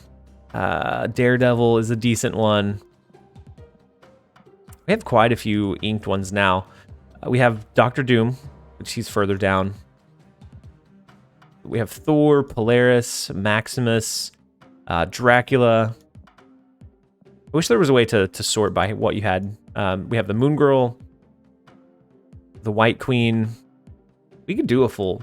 The White Queen and Devil Dino have synergy. We could do a full ink deck. We have Sarah inked. Arnim Zola, Doctor Doom, and I think we have Chavez, and we have Magneto inked as well. Oh, and Infinite inked. I mean, Dracula, Infinite, synergy. We could make one happen. Search by quality. You haven't upgraded the border. Oh, that's true. Insomnia. So we can do quality. That makes it quite a bit easier. Oh, we have the Lockjaw as well. I missed that one the first time through. And the Inked Sandman, but no ramp components. The Shang-Chi, we have Wong inked. I think that's the last one. So for the Dracula, how many times did we split Dracula to get it? So this particular variant, we split 1, 2, 3, but it was on the 4th split. So 1, 2, 3. On the 4th one, we got it black and white. Isn't sorting by variant on the roadmap? I think so. It's been a while since they did an updated roadmap, though, to be fair. No Leech ink. I actually haven't been able to split Leech. I've never ran it frequently enough. And then Ellipsis and Mad Hatter, thank you both so much for the follows. Small indie game has no filters for cosmetics. Yeah. Something I didn't think was going to be an issue either. It's so wholesome hearing TLC go back and read out context chat. I was curious for myself. But something I didn't think was going to be an issue was filtering your avatars in your titles. At this point, it's really hard to search through them. Rin, welcome in. Hopefully you're having a great day. You have the Tom Kinch. Do you actively play League of Legends? Or I guess that could be Legends of Runeterra too. I guess he's on both now, right? I faced a guy with a full inked Patriot deck, Gold Misty Knight. That is a lot of Patriot. To be fair, Patriot is always one of those that's not like tier 1, but it's always a decent performer. So you can always lean on that and be pretty secure in what you end up with. Beagle, thank you so much for the follow as well. I think we're going to skip here. We have the Limbo. They could always change it with the Reality Stone. But I think we're going to skip. Maybe we do Hellcow. If we draw into our Swarm, we have our Calling Wing. The biggest part about floating the energy here is that we have Sunspot to absorb it. Used to? Yeah, I used to play League of Legends and Legends of Runeterra, but League of Legends ended up taking too much time for how much, like, once you got down to it, it's like, am I am I enjoying this? Like, why am I playing this if I'm not enjoying it? And so 40-minute games, playing 2 and then losing both made me feel bad for the rest of the night. And so eventually I quit going back to it. Yeah, League is definitely an abusive relationship. It used to be fun. I played in season, like when they released it. Is the first time I played. And ooh, the leech is, I mean, not the worst thing, definitely not the best thing. And so I had I think it's the kale. I think it's the kale skin that was only for those that were like early adopters that had played it early. I couldn't. After a while, it was just too much. Yeah, I played the first several seasons, and then it just continually got like worse and worse as the game progressed. So the Killmonger makes me think that they maybe have a death in here too. They could be running the Agatha list from yesterday. We'll see. Is this the Agatha list? No, it's the Shang-Chi. So we win. Oh wait, that's not the final turn. Oh no, I thought that was the final turn. I thought we were in the clear. No more ring this game. Yeah, no more ring this game. The only mobile I ever really played any time into was Lord of the Rings. You played there was the Lord of the Rings MOBA? I didn't know there was a Lord of the Rings. And it was on console? How long ago was it out? The Silver Kale? I don't remember which one it was. It was like it wasn't one you could buy, but it was one that you got for being like one of the first ones to play. I'm gonna try and Google it. Oh, like 15 years. So did they start like the MOBA trend? The first Lord of the Rings that I played was PlayStation 2, when like to connect online you had to have that like big thick adapter on the back.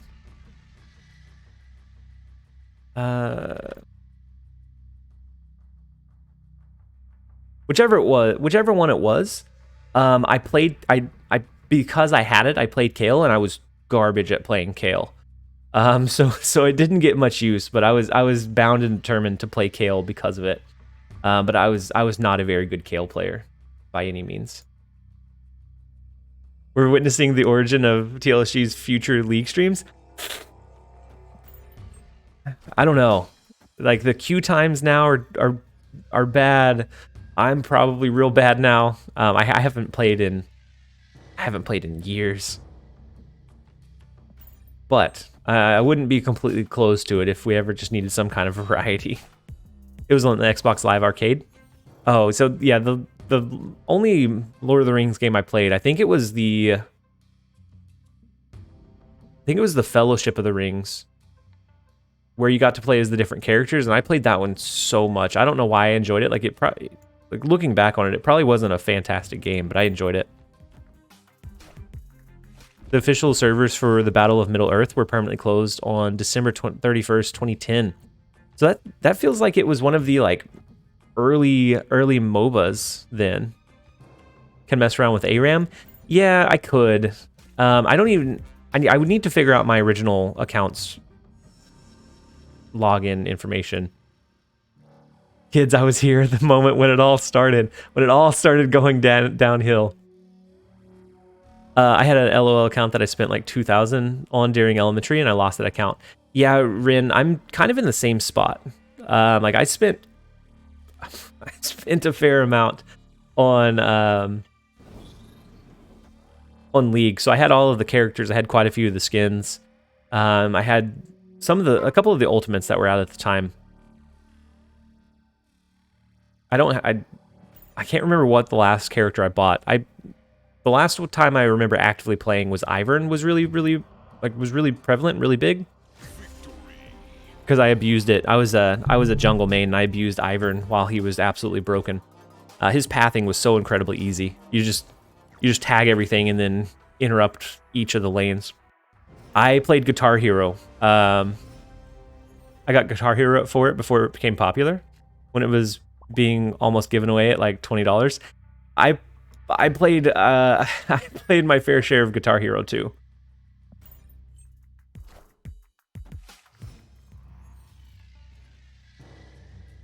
Like, I think Guitar Hero 2 was the one I played the absolute most of.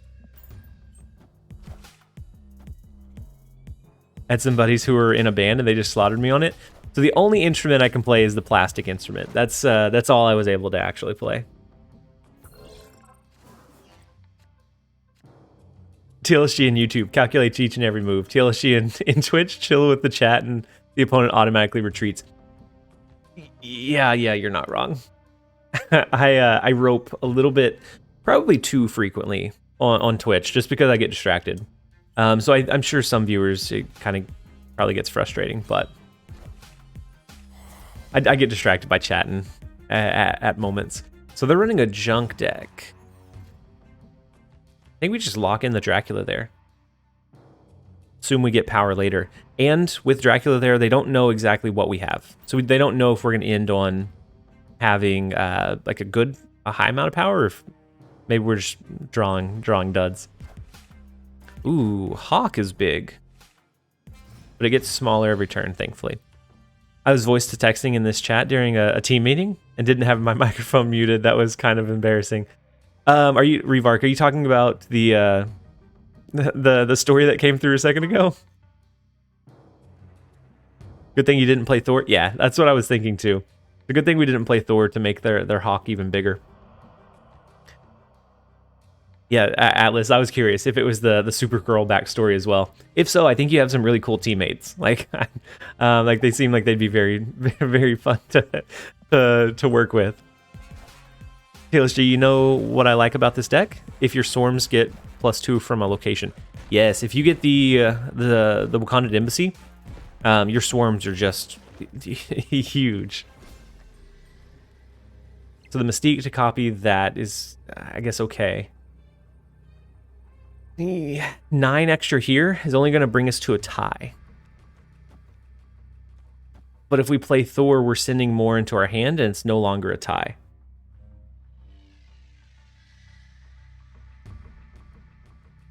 I think we go with the 50-50 of what it pulls into. I'm going to split the swarms, and we're going to stick it out and see. Oh, the rock slide. Okay, never mind. Never mind, we're going to lose. Had we played the Chavez to the right, we could have tied that lane, but then we would have lost the point differential. TLSG location knowledge didn't miss a beat. Wait, what location knowledge? Oh, the Wakandan Embassy? Yeah. Yeah, it's one of the ones that whenever you see it, especially if you're running like a swarm heavy or deck that plays a lot of their cards, it's so amazing when you see it come up. I probably know too much about like locations and the names.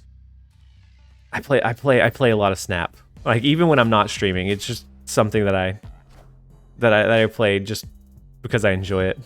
Alphos, welcome in. Hopefully you're having a great day so far. I wish Uwadu was better as well. It's one of those that I like the idea of, but it's just not really impactful enough. I don't think it would even be great even if it started in your hand. So it would be like a mix between Quicksilver. A mix between Quicksilver. Holy, you have 0 delay. What's the upload speed? Not great. I don't know. I have Xfinity internet. I don't even have really good internet. It's not even fiber. But I have the highest upload speed I can. But it's most of the time it's not good. I think I just happened to hit it like right when you came in. The only way to make it good would be if it worked from anywhere, deck or in play. Yeah, because if you forced it into a draw, that's not great. It's a better Quicksilver, but it's still like not good. I could see. I could see if it worked from anywhere, that'd be cool. Then you have that information guaranteed each time. But I don't know. I don't know if you'd even still slot it in. Because I don't know how often, like, knowing that this was Baxter building, would it really change the course of play in most games? Some decks maybe, but not all of them. Uatu and Marvel Snap, and then yeah, in What If. What If was one of those shows that I didn't think I was going to enjoy, but as it got further and further along, I enjoyed it more and more. So we're actually going to sneak Sunspot into Hellfire Club while we can, while he's 2 cost. Anyways, I wanted to pop in for 2 reasons. One, to chill, and you're leaving us hanging on the second reason, Alphos. Yeah, it would take 1 dead draw to know the locations.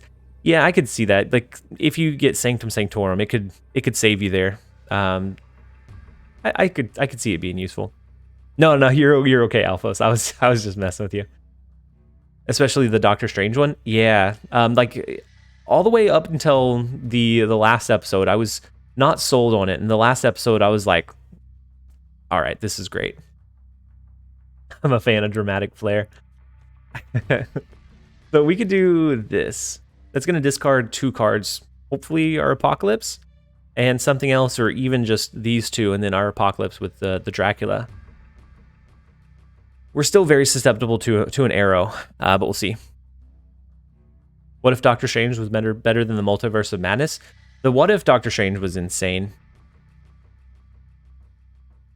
Do you have predictions for the next week's balance patch? I'm here to copy paste decks.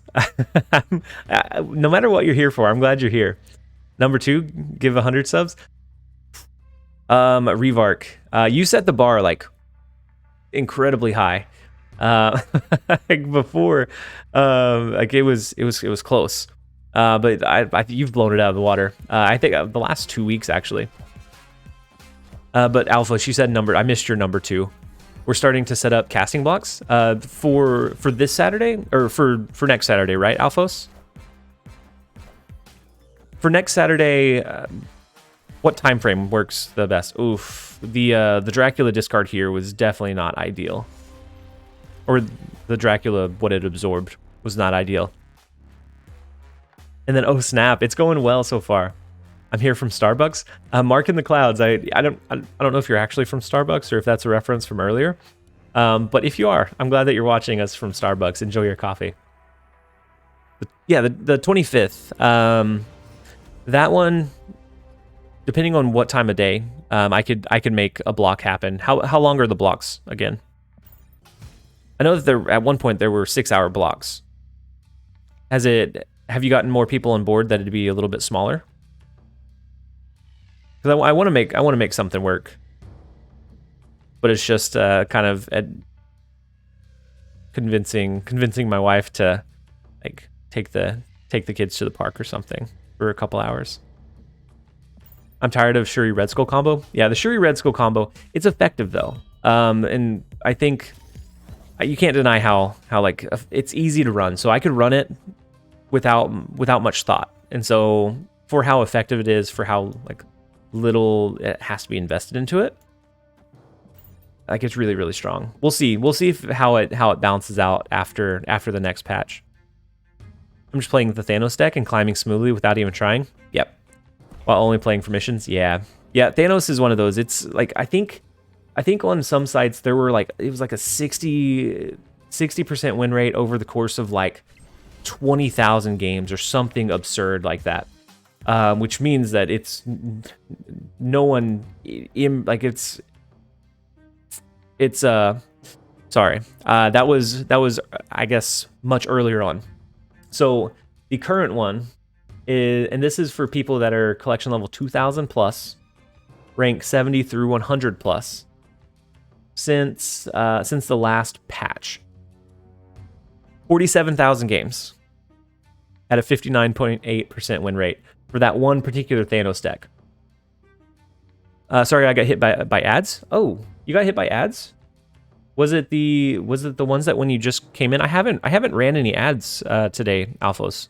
So strange that you got hit with them.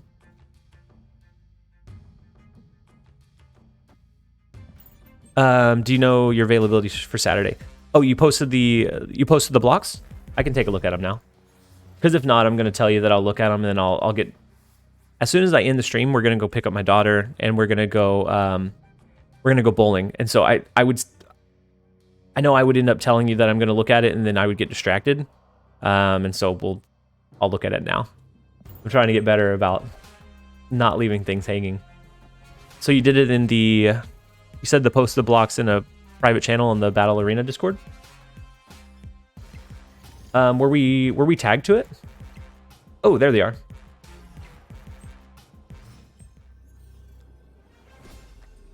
And so this is the most recent one, the one you posted today, at about an hour ago. Is that the one we're looking at?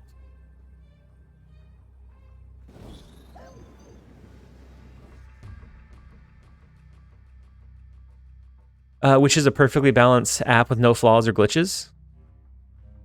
Wait, which one? Oh, three Gua. It's a Thanos list, and so it's... I don't have a good way to copy from Untapped. And I guess we can... I don't know if I can share the image. No.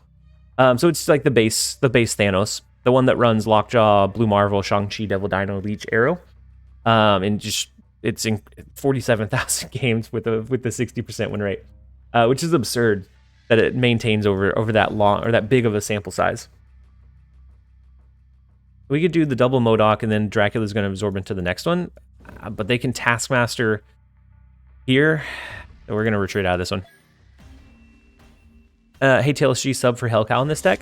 Hellcow a lot of times is outshadowed by MODOK, and so it's definitely not one that's necessary. You might even go with something like an Iceman or a Storm, which I know KM Best ran in his version, because Storm can isolate a Dracula lane that you can guarantee that you're going to win in, and so Storm can give you some pretty good advantage in allowing you to find those win conditions. So I think Hellcow is just, a lot of times you don't even use Hellcow. You'd be fine taking it out for Iceman or Storm. I think either one would be perfectly fine. Mind sharing it? Yeah, so I think this is like an ugly deck code though, yeah. So it's on Untapped, and the only issue I have with it is that it's like a super ugly deck code. That one should be a little bit better. Yeah, you could do Moon Knight, but Moon Knight's there's a high variance in Moon Knight. Why not add Helicarrier? You could add Helicarrier for another Lady Sif target. It's not bad. When's the next patch supposed to happen? The next patch should be, they said next week, barring any kind of delays. So I would imagine based on historical events, patches typically will happen on Tuesday. All deck codes are beautiful. I don't know. Not all of them. Yeah, I assume the 21st, unless there's any kind of delays or anything. Thanos decks having Quinjet to get 0-cost cards. Yeah, there's a big like consistency issue there, just in and of itself. I think we're gonna just Wolverine into the Gamma Lab. Yeah, sharing them on mobile stuff, and so I always try to share like a snap.fan or like an actual like website code, because it like the long lengthy code is always tough. And so Alphos, so the quarterfinals and grand finals are taken up by Educated Collins. So it's 2 p.m. in this Eastern time.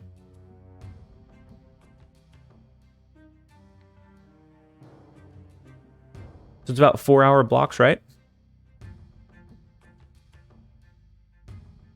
I think the easiest one for me to hit would be the green. So the 12 p.m. to 2 p.m.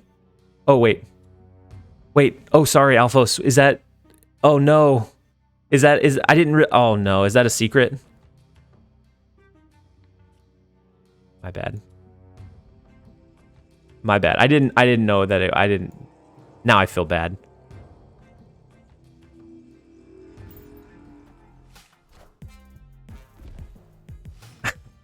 Oof. Fired. Instantly fired. I got you. Okay, my bad. To everyone that just heard that one, no, you didn't. There's nobody set in stone. Things could change.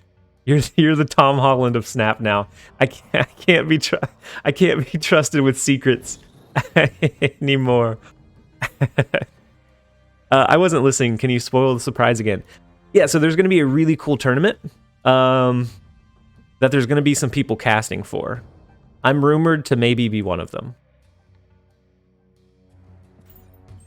I have no idea what you two are discussing. So there's going to be a tournament, and I'm going to be a caster, one of the casters for the tournament. That part I'm okay sharing. What secret? What secret indeed? So they did the Shuri into skip. They can play for Big House. I think we would have to do this, but it's going to be 20 and 20.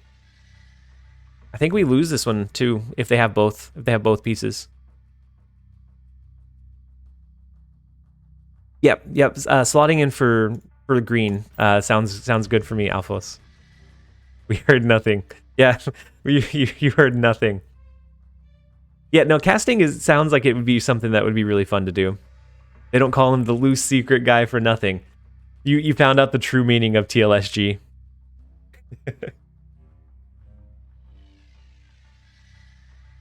I'm hoping they don't hit Lockjaw either. Lockjaw I don't think is the issue. The same way I don't necessarily think Leech is the issue, and I don't think Quinjet is the issue. I think it's just how the stones interact with those that become an issue. Snap, just go for it. Well, they heard your advice. We're gonna retreat. We're gonna switch back to our death wave for a little bit.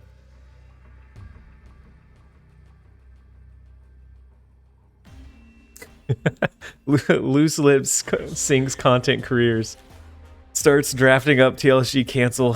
Oh, yep, we're gonna be canceled real fast. Although we're not gonna be trusted with any NDAs. Nobody will work with us. My bad. I didn't mean to do any spoils. I feel so bad. Have you tried using Infinite? I did. I did try using Infinite. It's for a couple of reasons. The backup Dracula draw is decent, but it also helps you be a little bit leech proof. And so overall, I think it's a decent add-in, but also a lot of times it's just a dead draw.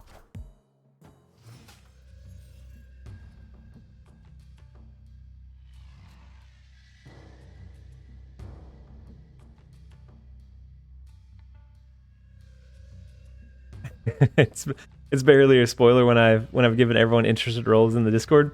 Yeah, but it's still a little bit. So that's I'm sure that's how Tom Holland started too. It was just a little slip, and then all of a sudden people were like piranhas, and so then they're just getting bombarded, and like little secrets slip out here and there. Got really tilted and pulled out my Thanos deck, and auto snapping, then saying I'm confident. So many retreats. Oh no. You've become one of them, Marvel. You've become one of them. That's okay. I don't blame you. So the Forge and Wolverine looks like it's a Galactus deck. We don't have a way to stop Galactus unless we top deck our Arrow. I guess we just Yondu in the right lane. That blocks this lane. It makes them have to Galactus here. They can't do a turn 5 Galactus. TLC just wondering what are America's nuclear launch codes?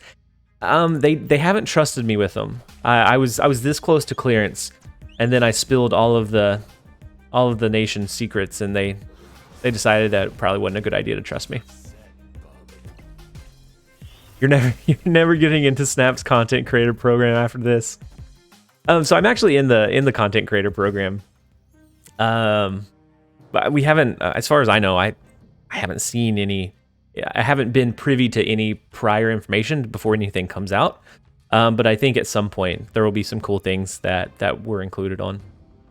What are these discords? They're all secrets. All of them are secrets. The Battle Arena is going to be this really big, really cool tournament that they're doing. It's 128 player invitation only, and so there's going to be some really cool. It should be pretty competitive, and I'm interested to see how it all turns out. Electro, Nimrod, Destroyer, Null, Arnim, Zola, or Venom. So I do like the Electro with and also having Galactus as an alternate playline. I like as well. The issue becomes Leech. You're really susceptible to Leech. I'm sure you'll tell us when they tell you. I'll have to keep it close. So the Shuri, they could do a Hobgoblin, which isn't great for them if they're going turn 6 Galactus. We took out their Destroyer. I think we're still going to wave here. We're going to wave to the right in case they Hobgoblin to the left. It's a Nimrod deck? Oh, that's true. I forgot Nimrod's a thing. I see him so infrequently. Ook, welcome in. Unfortunately, we don't get our arrow, so that means that this is a pretty hard retreat in most cases. Like, we could send it. With it being in the right lane instead of the left, it's only going to pop up here, so it'd be 10. It's going to be 7, 8, 9. So it'd be 19, 21. We don't beat 21. But maybe they don't have it? Actually, this doesn't win the right lane. It barely wins the left. I think even if they don't have it. The Galactus, I think, comes down. And we did Destroyer. So we can't do that. Could do a Venom. Could do a Venom here. Could do maybe a Deathlock. And it spreads it. I don't think with this play we beat enough. So we're gonna head out. Who has 2 thumbs? Finished pull 3 and got to Omega for the first time, even though he's a potato player. Congratulations, Ook. What'd you end up running? And then Preston, you said that you finally joined the TLSG Discord. Welcome to the Discord. We have some pretty good conversations. We have a lot of, like, the positivity from my community definitely carries over into the Discord as well. So I'm glad to have you as part of that community. I have a Nimrod build, like a Galactus Nimrod build built out. Yeah, Venom right. I think we lose to that as well. We're gonna have a cheap death this game. We'll have the Squirrel Girl. We'll have the extra energy. We have Killmonger to take that out too.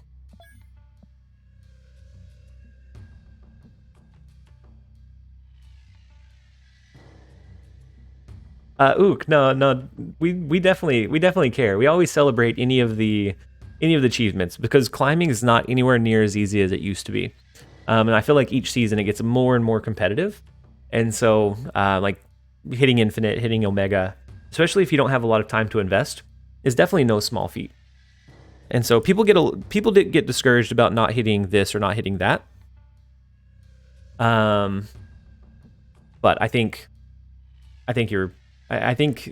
getting to those different milestones can be impressive regardless of how much you played. The rank changes definitely help. It's like a band-aid to the overall matchmaking issue or the underlying matchmaking issue, but it does make it easier, especially if you're nervous about continuing to play. If you're nervous about continuing to play after you hit a new tier, it helps alleviate some of that. Is it all right for me to DM Preston the battle arena? Yeah, absolutely. Yeah, you can absolutely DM it to him.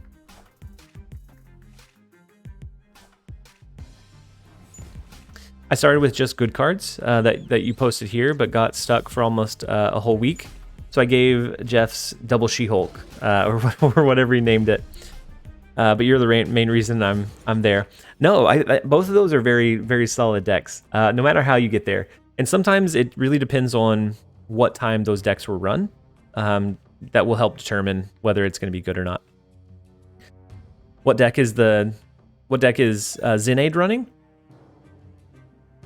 It looks like a Devil Dino, like a Dino like RNG deck. So probably has Collector, maybe Moon Girl. Dino, I would expect in there. Maybe even a Zabu. Sometimes these cards run Zabu to help curve the Agent Coulson. Wait, did they Iron Fist last turn? And they destroyed it? Iron Fist. Oh, that's not bad.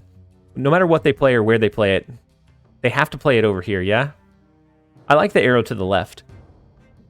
And then that will make our death free. So we don't even need to play it this turn. I think we're okay with that. Because if they play a card, they have to play it somewhere else besides here. Or besides here. And so we're gonna yank their She-Hulk. Unfortunately for them, we have the She-Hulk come down, gets destroyed by the Fisk Tower. So we can now do... I guess we can do Do Wave into Doctor Doom and She-Hulk. Actually, if we Wave here, no matter what we top deck next turn, we can do 2 cards. We can do the Doctor Doom, or at 3 cards. I guess the Doctor Doom, the Death, and then whatever else we top deck. If it's like a Bucky Barnes, it's perfect for supporting the Altar of Death. Carnage and Deathlock, not so much. But we'll see. Preston, I'm in. Welcome to the Discord, Preston. When I'm not playing Thanos, I just play the good card decks. Yeah, they're still very strong. And then cool. Welcome back in. Hopefully you had a fantastic little short break, and we're glad to have you back. So this over here is kind of challenging. This becomes 4, which we beat their Maria Hill. We can send... Ooh, wait. If they have an arrow... If they have an arrow, we just get obliterated. I don't like this at all, but we have to lock it in. The Spider-Man came from Agent Coulson. If they had that, it's beautiful. I mean, we're going to watch all of our hopes and dreams get destroyed here.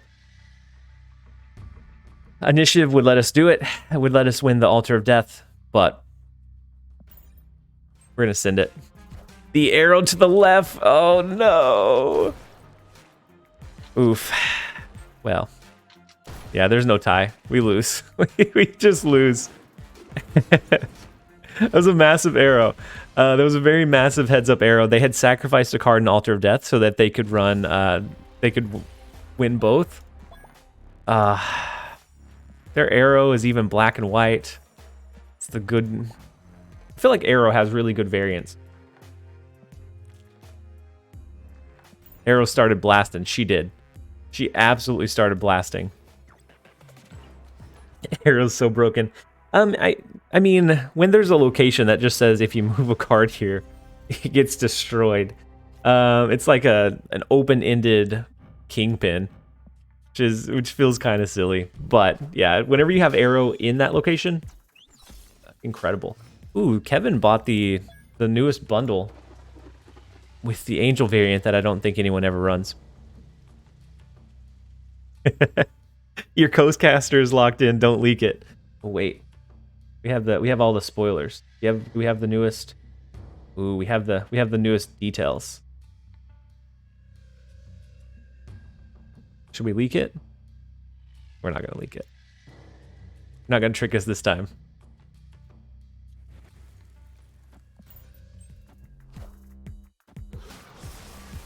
When is the event? The 25th. So next Saturday. Next Saturday, right? Yeah, next Saturday. And it's gonna be it's a pretty big tournament, so it's gonna be pretty lengthy.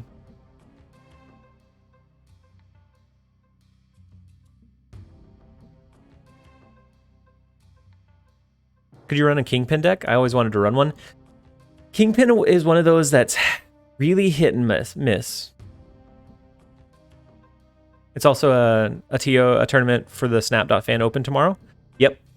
Or you're a TO, a tournament organizer for it. A lot of exciting stuff going on. You're right there. So we can potentially run a Kingpin list. The issue that I have with Kingpin is that it's definitely very much a tech card. If the opponent is running something that curves out a lot of cards already, it's really hard to win with Kingpin or get much use out of him. And so most of the time he ends up being just like an awkward slot. Hey TLC, what's the name of someone that rhymes with Schmo Smasher? Well, you see, funny story. I had somebody recently that just came across my Discord. Rhymes with Schmo Smasher. It's I think Co-Caster is what it was. Funnily enough, yeah, Kingpin's tough. I can even looking at just in general very many games. Most Kingpin decks that I've tried, it just feels like a forced slot. Like something else would almost always do better in most situations. And so I'm trying to look at it and see any that, like, even with a low sample size, have decent win rates, and they're all in like the 40s, from 70 to 100, unless you go down to like a sample size of lower than 50. So they have the extra from there. This is an extra 15, brings us to 21. We have a chance to win here. A Heimdall shift, from here would actually do it. No, wait, they can't play over there, can they? Why does Kang not work in Kamartaj? Wait, he doesn't?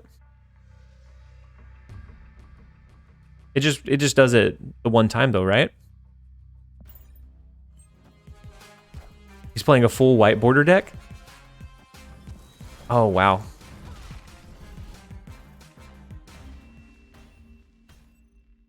Typhoid Mary at the end. Not even the raft resource. Oh, the raft resource was no longer free.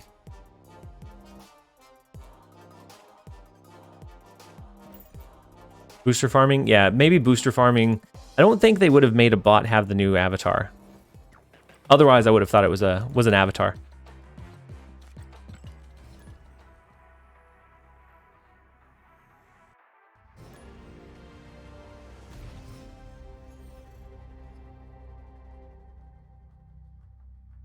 Triskelion Enjoyer?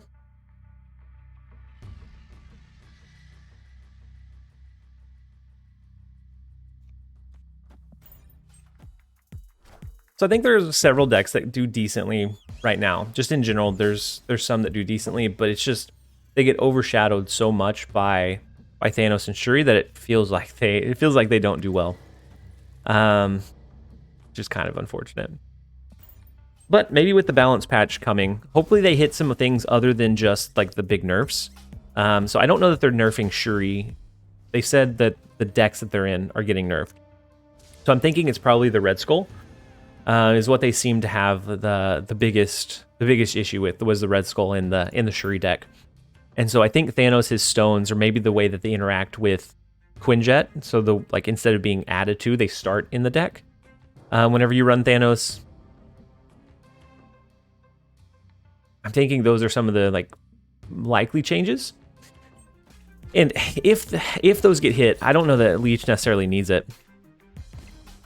I don't know that Arrow gets hit right away. She might, but I don't know that they... I think the best thing they could do for Arrow is, at minimum, the best thing they could do is make it pull in the order that they're played. That way there's some play around potential, where you can, if you're anticipating an Arrow, you can order the flood of your cards in a way that it makes it less impactful. I think would be the best way to solve her kit, at least for the short term.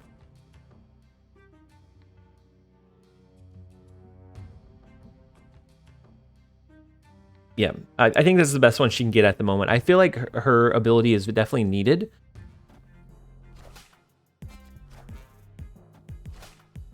If they nerf Red Skull, won't people still just do Shuri past She-Hulk Taskmaster? Yeah, but that takes away part of the consistency driver. So they said that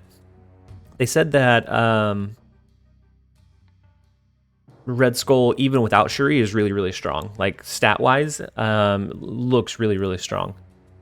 We've destroyed plenty of cards. We can wave. We can, if they leech though. It's always an issue of if they leech.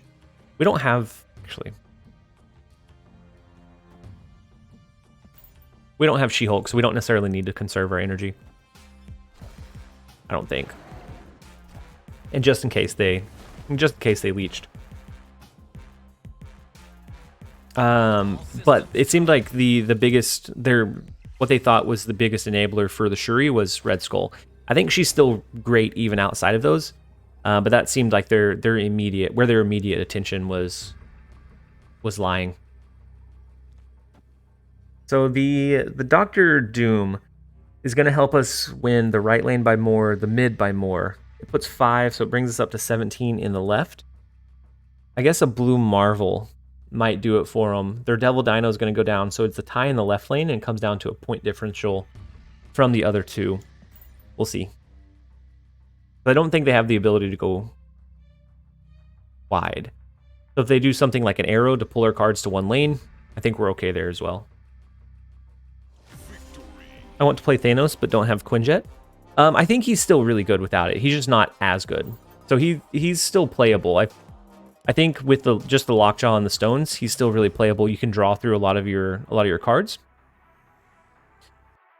Yeah, they could also give the stones the like. I don't know that they even need to change like that much of the text, other than just changing it from saying added to start in. That way the Quinjet doesn't work with them. Yeah, no, you can still win. It's just another consistency factor, Rin. So having those free resources whenever you do get that high roll, it's so hard to stop the draw, the amount of like resources you can put on the board. Without having the extra like cost reduction, you have to choose whether you want to play the stones to get the draw, or if you want to just play your cards that are actually higher impact. And so then if you miss the Lockjaw and they're not reduced, it becomes a lot less impactful. How's Leech treating you today? Actually not terrible, Wasp. Hasn't been terrible. I haven't seen it too incredibly much. At least not so far.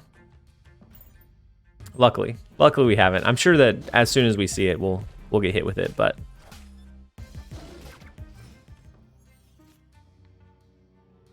then that frees up a slot for another card if you can drop Quinjet.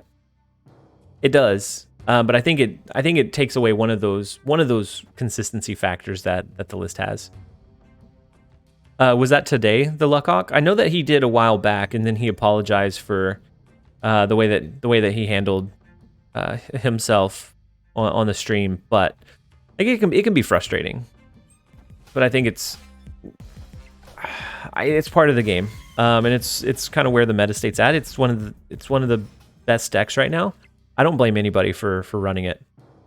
I love Master Mold as a card. Too bad it's Series 5. Yeah, I think Master Mold has a lot of good like clog mechanics, but it also gives you the ability to potentially like flood some of those higher power things onto the board. So I think it definitely has some strengths and weaknesses.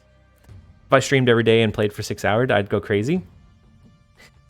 Yeah, I think he ended early today too, and it is frustrating. And I think the more frustrating piece, at least for me, is that it feels like we're still playing in the same meta that we have for like 2 weeks.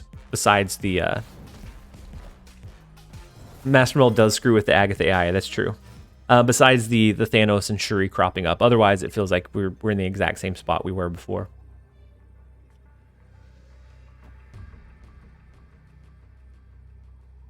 I don't think we ever win this one. They have the Hawk. They could have maybe a Ronin. Ronin could do it for them, and if so, then the Squirrel Girl would be our best bet. But that's putting way too much emphasis on the left lane. We're gonna retreat out of this one too. I think the reason that it doesn't bother me so much is that I know that most of the time when I'm playing on stream, I'm not actively climbing. Most of the time, I'm usually doing good to like push neutral. And so if we lose, I don't take it too, I don't know, too personally. I know that I play a lot more slowly and a lot more inefficiently when I'm. The Wodar special is so nice. We actually have a video highlight for the Wodar special. As soon as I in stream, I'm gonna launch it live, so I'll share the link with you guys, so that if you want to go check it out, you can absolutely blast it. Drop the comments that you rated from the stream. It was so refreshing to watch the good old Destro deck. It is. It just doesn't have like as high of a high roll ceiling, so it doesn't seem like it quite gets the job done most of the time. Maybe it can, I don't know. Maybe someday it finds its way back, but I think even without like Thanos, without Shuri, like it has some good utility, but just I don't know. I don't think it quite gets the job done in a lot of cases. Wait, so Doctor Strange no longer moves himself? I thought at one point he did. We could have daggered, then the Doctor Strange. The Sarah is also really bad for us. Come to think of it, I've seen more move-like decks than Destro decks. Yeah, move is one it's not terrible. I don't know why, but I never noticed that he does a cool flip whenever you throw him out. No, move is definitely one. It's just harder to calculate movement. And so I think that's both a pro and a con. So from a pro standpoint, like you can surprise your opponent. From a con standpoint, you're doing a lot more calculation, so it's a lot harder to run for a longer length of time. Shuri has invalidated Destroyer from power perspective. Yeah. Yep. So like the Destroyer Spectrum or like any of those that used to be really strong, Shuri can just now outpace them. So a lot of those where you would do your 15 power play, last turn 15 power play now, especially with She-Hulk and some of these other things, just doesn't cut it. I think they did really good animations from just cards. Yeah, for a few of the cards, I think there's some really cool animations. Dagger's really strong if you can start enabling it. So like had we used it here, it would have been a 6 power 2 cost. So even moving it like once can sometimes do what you need it to do. All right, I was waiting for the snap. As soon as they got Sarah on 2, I was thinking they probably should have. You can play Kang for cube equity. I play Kang to get more time to calculate Heimdall. I feel like with Kang, like I always see the cube equity justification, but I feel like I lose more than I win after playing Kang. So like I could have played it as I normally would have and won, but the second time around they like tweak something small and I end up outplaying myself. And those feel worse than just being simply outplayed and just on the first time around. I don't know why. But from a cube equity, I feel like I lose more after using Kang. I like to play Magneto and Heimdall. I've used a couple of versions that do that. For this one, I ended up cutting that for a little bit lower curve. That way we can almost always be doing something. I noticed when I was running both of the 6 costs, sometimes I got too heavy-handed, and I wasn't able to really play the curve, and so then it just was really unimpactful.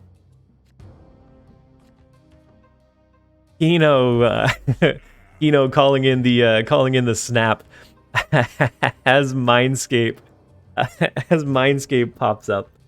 We're gonna play Iron Fist. Next turn we'll do, I guess, maybe Vulture to move over, start enabling that one. We have Arrow for 5. Supervillain, welcome in. Hopefully you're having a great day. I think Kang was the single most misjudged card from so far from prior to release. That leech flip is unfortunate. Well, it is what it is. They get leeched cards on the last turn, but I still don't think we're gonna find a way to win. We're still gonna move. Yeah, the turn 3 leech. We're gonna play the Vulture. Next turn we can have our 1 cost Miles, so we can do that and maybe like a Shang-Chi.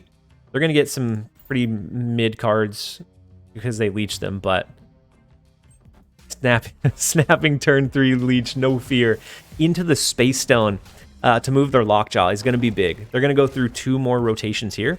It's going to be massive. Oof. And the Reality Stone's already here, so this is set in stone. I guess maybe we... I guess we do this. We can always move cards over to move them back. Why is Vulture 3? He got leeched. He got leeched on turn 3. So he no longer gets benefit from being moved. So we could do Cloak and then maybe move our Dagger. That would be like our only beacon of hope because she didn't get leeched.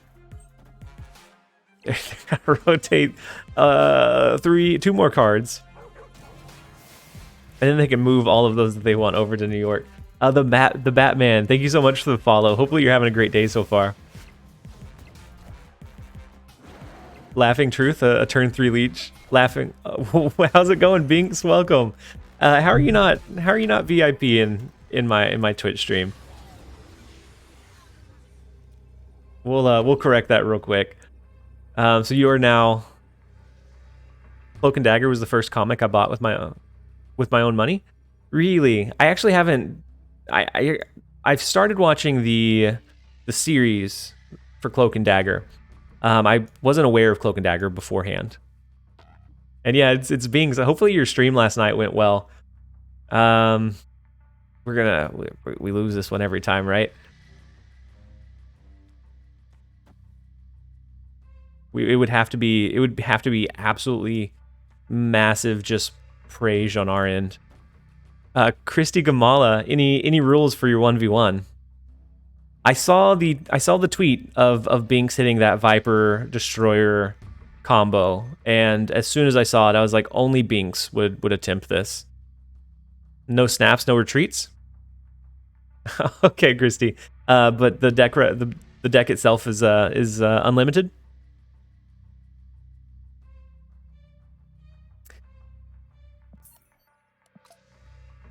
It's unfortunate. We lose this one every time. That combo only took 3 hours of trying. Yeah, I saw it on, like, as soon as I saw it, I felt your pain. Like, I didn't even have to see how long it took you. Like, I knew setting that up had to be just a massive pain.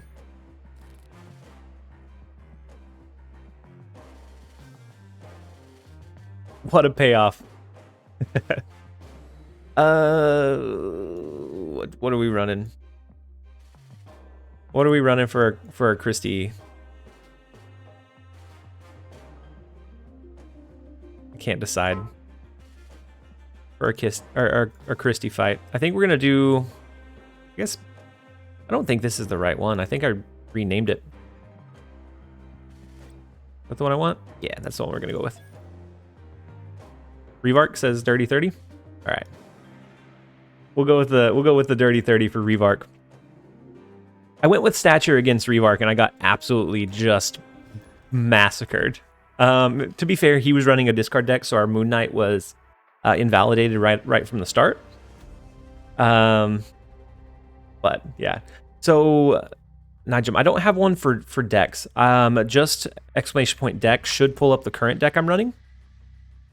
And then I have a lot of the stuff listed on snap.fan as well. And so I can give you a link to just one of my builds. Actually, no, this will give you all of the decks that I've built out on snap.fan, and most of them will have video links as well. So if you want to kind of dive through the archives, and Stature not good into Morbius anyways, yeah. And then Filot, welcome in. Hopefully you're having a great day so far. So no snaps, no retreats. We just play this at face value.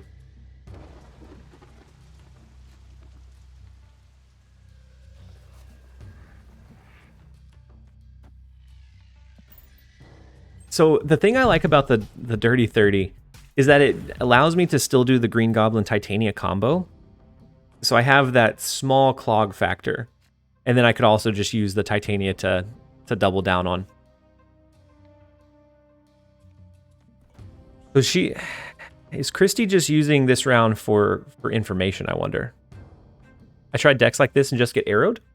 So if you double down with enough, like Moon Girl, if you double your Demon, double your Titania, and then your She-Hulk, you should be relatively... I also tried a version with Goose as well. Binks, I'm not allowed to snap. One of the stipulations that was put in place was that there weren't any snaps. Otherwise, I would. Otherwise, I would snap going into this, looking at a pretty decent hand, especially with Gambit. Not sure how I feel about Space Throne here. So just seeing the Electro, it could be Galactus. Bringing that into a battle mode is bold. Could be Galactus, but I think it's probably more so their go like an Electro ramp deck. I think we see Sandman. So I'm gonna play Demon early. I'm gonna play Demon early because I think we see the Sandman come down. T2 time management tool. Ooh, it is the Sandman that comes down. The magic is no longer useful for us. Our Gambit from the camp isn't great either. I think we just soak with our Sunspot. And then next turn we can Infinite. Hello, do you think Thanos and Shuri will get leaders in the... I don't think they're going to get the leader treatment. I think they are much more likely to get like a Zabu or Silver Surfer treatment. They will Odin the Green Goblin. That's a good call, sarcastic. They do Odin the Goblin.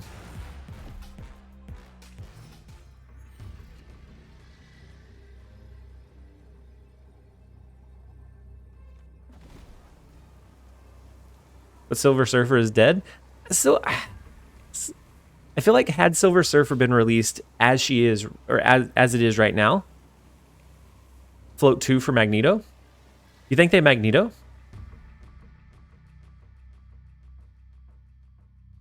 Wait, what would we play to Float 2? Oh, Magneto over in the right lane?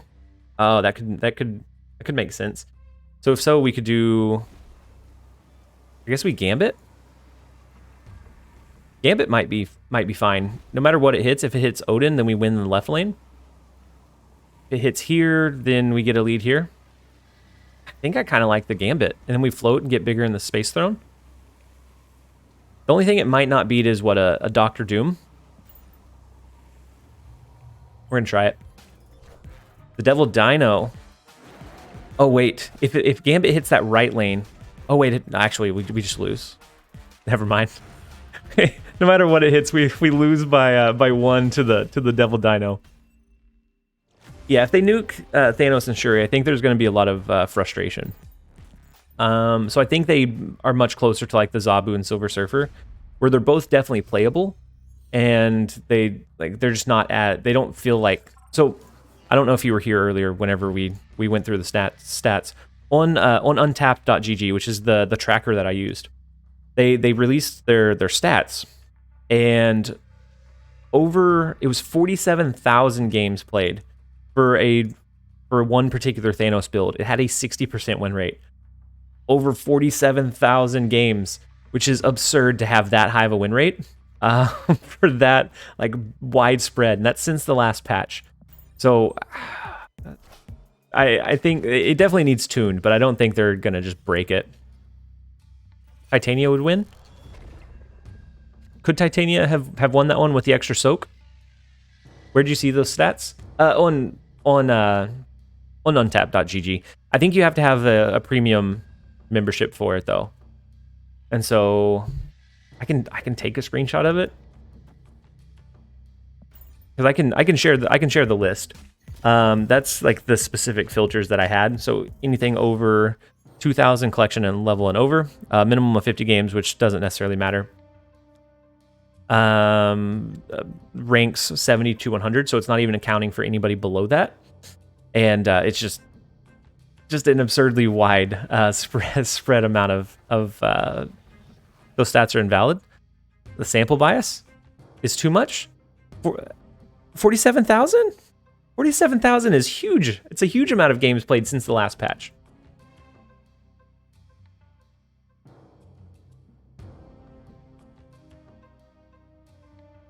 Screenshot a premium feature, you really enjoy that. So I don't think, well, okay, maybe. You might be right. I don't think it's so much of an issue to screenshot one set of stats, maybe? Maybe. I don't know. Can you check the Shuri stats? Yeah, so just from like poking around here, there's a lot of Shuri stats. A lot of Shuri and Thanos, and that's just one particular build. That's not even like any variation, so there's additional games, additional variations that have high win rates. So the most common one has 19,000 wins. It's one that runs Armor, Cosmo, the Shuri. It looks like the KM Best build. It has the Polaris, the Arrow, Red Skull, She-Hulk, Taskmaster, Titania 0. 19,000 games, 58.2% win rate. Average cubes of 0.4. Sorry, for anyone that's, like, I guess, super looking forward to me playing fast, I apologize, because we have not been doing that. Oh no, we can't play much here. They can reach wide with, like, a Doctor Doom.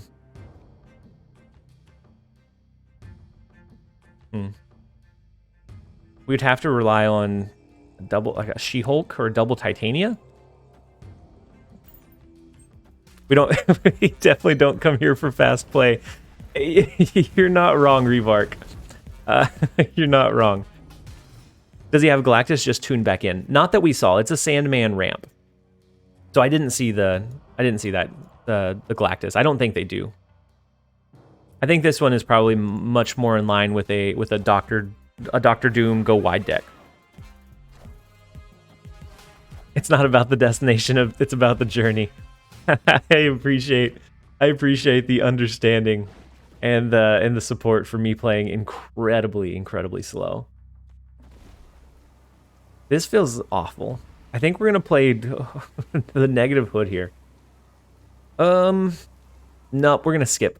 We're gonna skip. Oh, never mind. We're gonna, I guess, even top decking Infinite's not good. We're gonna top deck the She-Hulk. That's what we need. That is the Infinite, not the She-Hulk. That's not what we needed. Oh, and they said no retreats. We can't retreat even if we wanted to. We're not even gonna play then. And then LOL, you said no. I mean the sample is competitive players who use the app. Okay, that I could see some of that, but I think there's a lot of people that use the deck tracker that aren't necessarily competitive. Like for 47,000 games, like if it was just 100, 200, like even the low hundreds, I think there's definitely some of that. But with this being such a widespread amount of ranks, like I can rank it all the way to 10 and see how that changes it. And you're right, it's not the whole picture either, because it's not everybody. They never play mid. Infinite won. Wait, Infinite would have won? Did we have another lane already locked down? No way.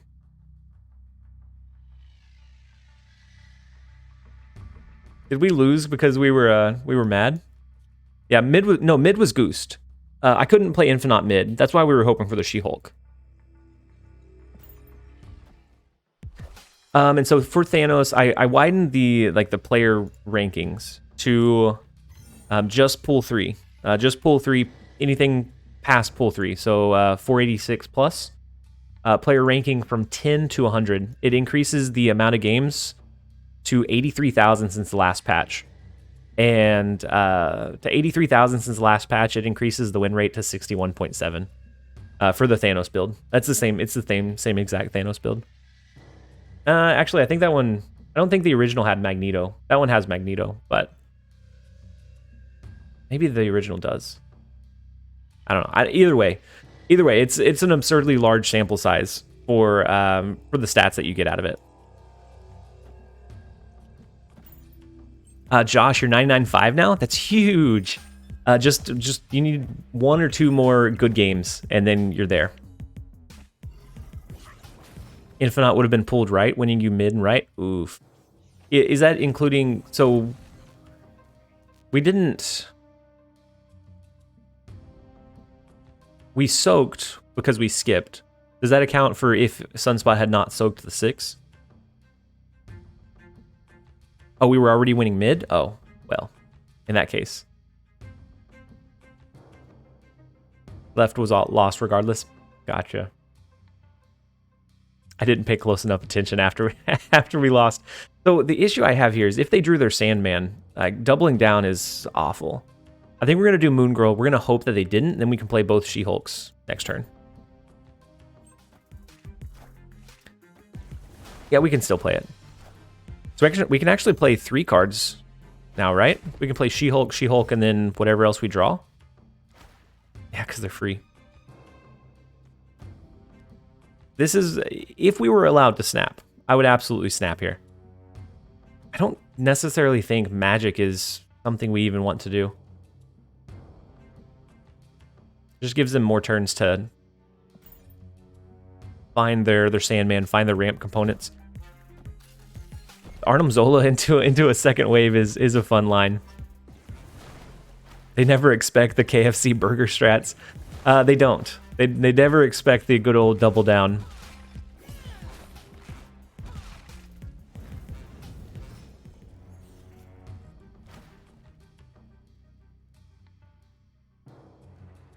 And so they've showed us just about all of their cards. There's still one card that's missing. I can tell from the deck tracker. Magic is still not one I want to play. Armor I don't think necessarily does much for us. I'm gonna go ahead and put it in mid just to give us that extra power there. I guess they could, what, Doctor... Oh, no, the Odin... the Odin to re-trigger wave once again. No one expects the Spanish Inquisition. They don't. They don't, Revark. They definitely don't. Just got done donating 50 cubes with Agatha after hitting Infinite. SG, that's awfully kind of you. What kind of Agatha deck were you running? Was it the Wodar special from yesterday? I have the video that's, as soon as I end the stream, is going to go live. 5 wave game? Yeah. Yeah. It's the 5 wave game. Well, if we play over here, we're sending the Titania back, and so we just lose again. Because I doubt they play for the left lane, knowing that they already have it locked down. And the rules are we can't snap, so we're just gonna play for the left lane anyways. Magneto, rules are okay. We had the right lane one regardless, but the Titania early to pad for the potential Sandman hurts us here. The Moy, you said I finally broke through to 90, 95 yesterday after almost 2 weeks of being stuck around 85. That's huge, the Moy. Being at 95, that's you're like right on the cusp. You just need a couple of, like a string of good luck. Copied from Regis's YouTube channel. I didn't know you recently did an Agatha deck too. So I haven't posted it yet. And it's not one meant to be competitive. I think the one from Regis Kilbin's video, he did one that had like the Agatha, it was like a Hela resummon, right? That one I feel like there's a lot of like competing issues. String of good luck called bots. Sometimes that's all it takes. So like the Lady Sif hitting either Hela or one of your big 6-cost cards or Agatha, I think makes, if it's the version I'm thinking of, makes that deck feel kind of tough to play with in most cases. This was my go-to deck last month, but then Shuri Nation attacked and pulled more power on turn 6 than this deck did on turn 7. And Thanos impolitely explained there's no turn 7. Yeah, this deck has been through some hard times. Hopefully it finds its way back. I think we have to early curve out the demon, which always feels bad, but I think we have to do it in anticipation of their Sandman. We always have to respect the Sandman. He didn't ban Snap so he wouldn't lose. They banned him so we would have a chance. It's awfully kind of them. Let's Scarlet Witch mid. We'll skip, we'll soak with our Sunspot, and then we'll Infinite left. I think it's going to be our general play line.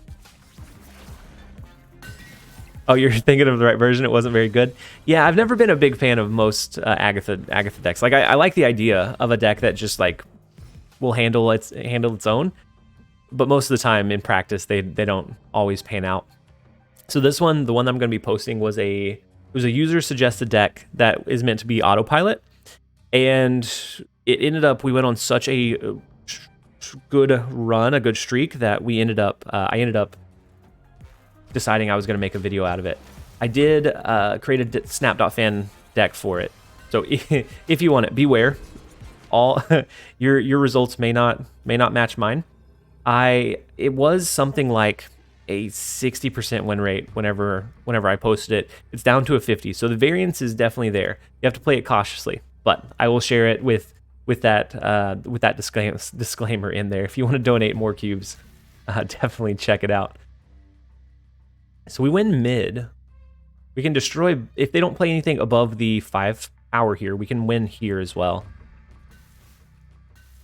I think we're okay here. We're gonna play Titania into Nidavellir just in case for some reason they have something that buffs that up. And Arrow's not gonna do it because we're already winning here. I think we should be okay. Would be really special if Agatha stays at a true 50% win rate for the foreseeable future. That'd be really cool. I'm interested to see the Snap.fan stats after I release it and what it looks like. I actually almost won 8 cubes with the deck, but Hela resummoned Red Skull and Onslaught Citadel. Oof, that's tough. Yep, it was Agathanos all along. Yep.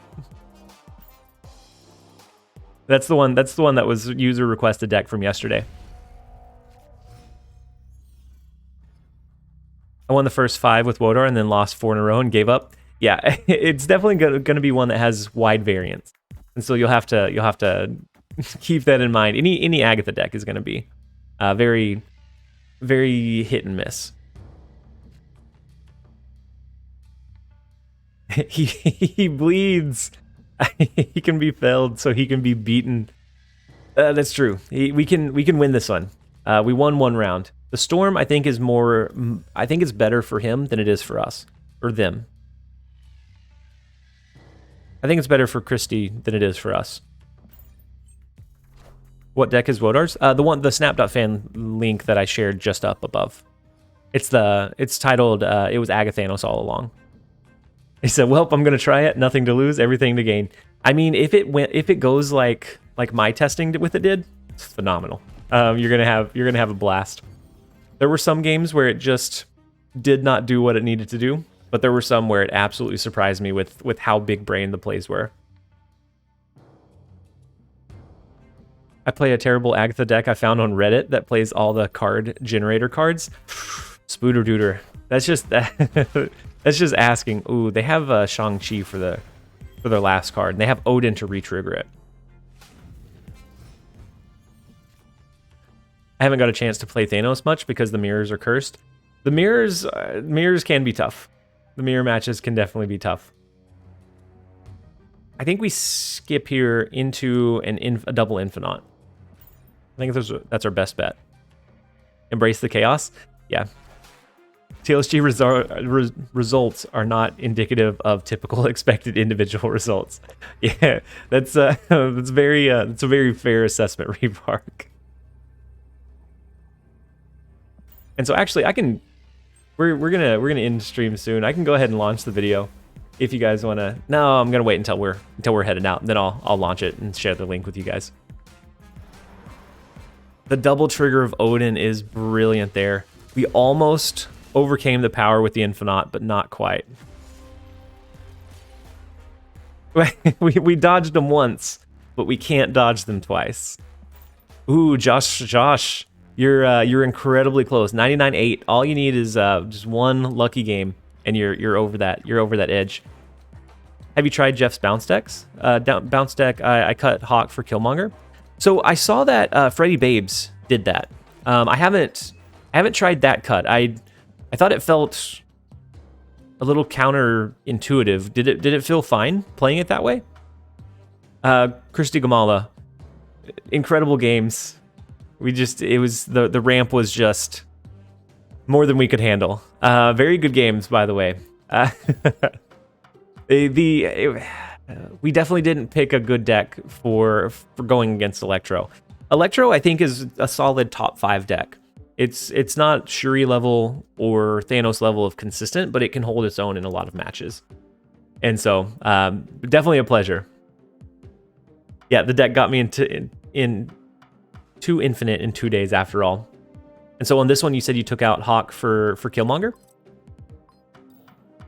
I can run that one for the last few games to see how it feels. Only catches, make sure to drop Killmonger before they can leech. That's true. Yeah.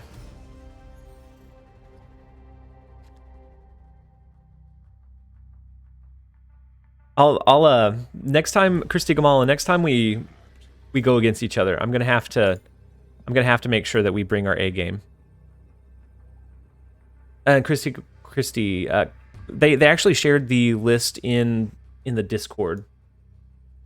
I'm not sure if it's built out on snap.fan or not. I played it for a little bit, and the Goose Tech, I think, is a really nice add to the typical Electro ramp. I can see if well, actually, I guess Christy, if you're comfortable sharing it, you can absolutely do that. That way I can focus on playing this one. Next 1v1 condition is going to be you have to win. But how many? How many do we have to win? 99.7. I met an opponent this morning with the name Fist Bump for Free Cubes. What can I say? It worked. Teo, you just you need a couple more of those and you're there. And if you don't want to dig through Discord, Christy, I can pull it up. I'm sure they have initiative here, so if they have Reality Stone, they can change the cloning vats before our cards duplicate. Oh, you're already 109 now? That's huge. I bumped up to 107 right after hitting Infinite, and then I experimented and went down to 100. So a big string of unfortunate losses, and the Danger Room is also kind of unfortunate there. What did we end up losing? We lost our Iceman. Okay.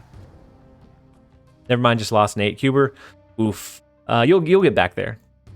Just keep your spirits up. You'll get there. I think we're gonna Hood and then Falcon bounce it.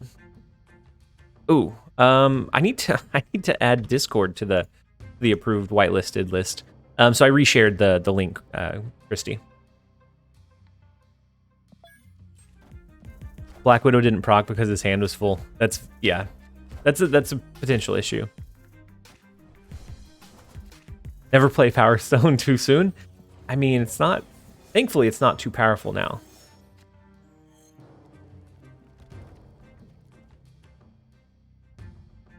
We could do Demon, Fast. That will set Mysterio to 3 so that we can kind of spread that power across the board. Then I think we test our luck with a Korg and a Hood.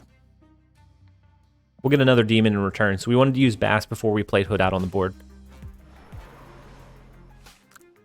Never mind.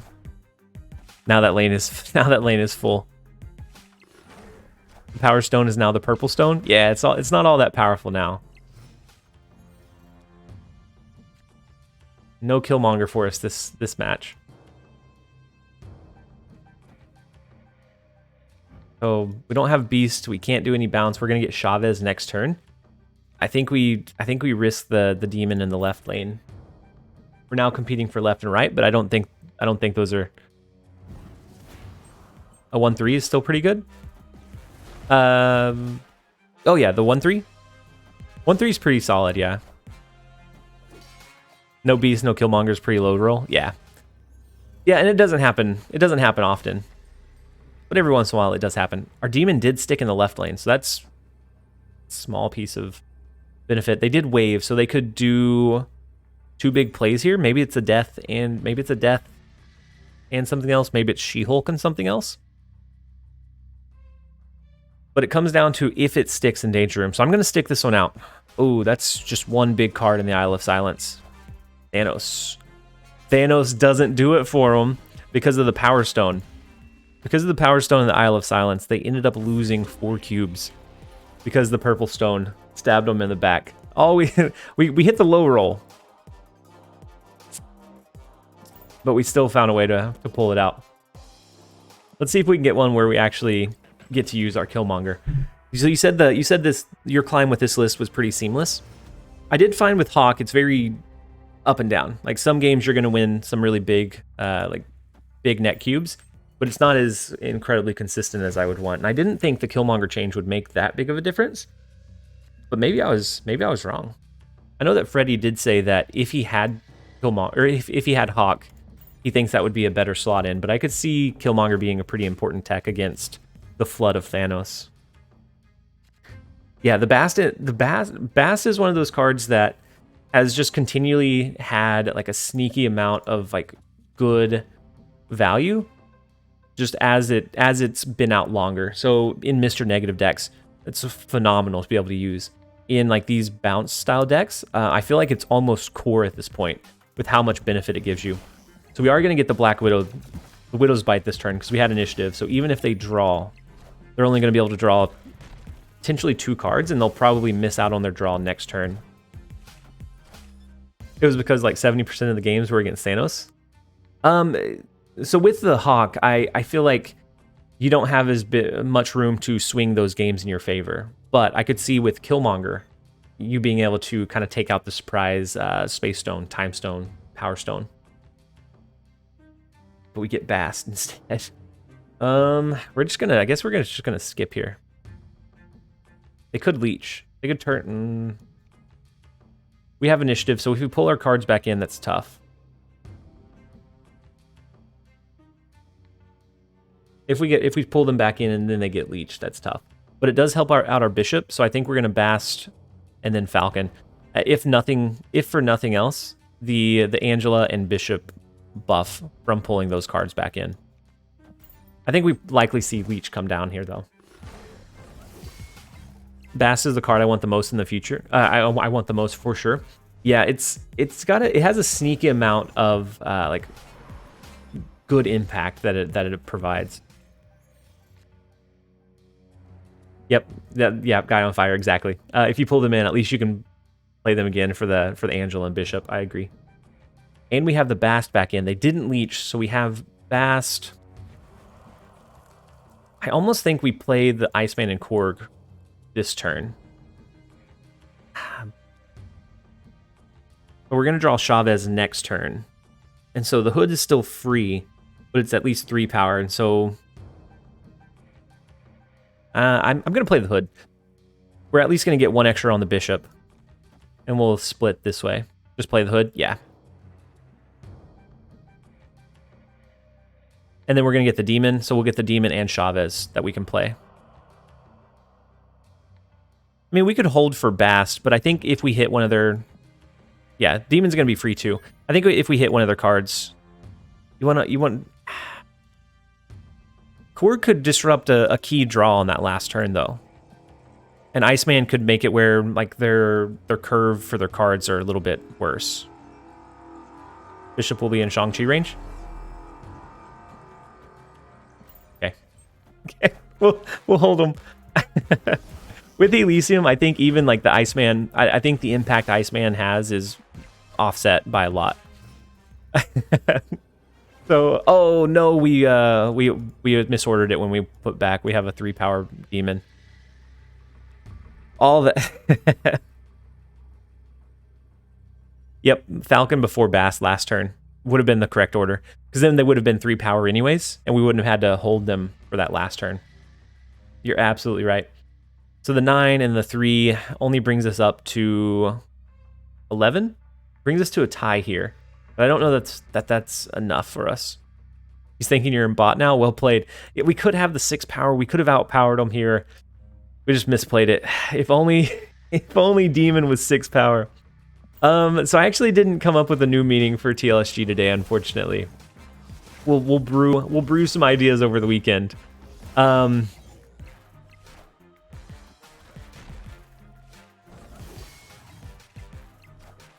We'll say that it means the last sane gamer, because we're able to withstand the questionable meta state that we're in. So if it was 6 power, that's an extra 3. We would have tied left. It would have came down to a tiebreaker. I think we would have won even with this play line. We would have tied here. We won this one by 12. They won by 9. We could have had it. That one is just a misplay on our end. All that academy time training wasted? Yep, all wasted.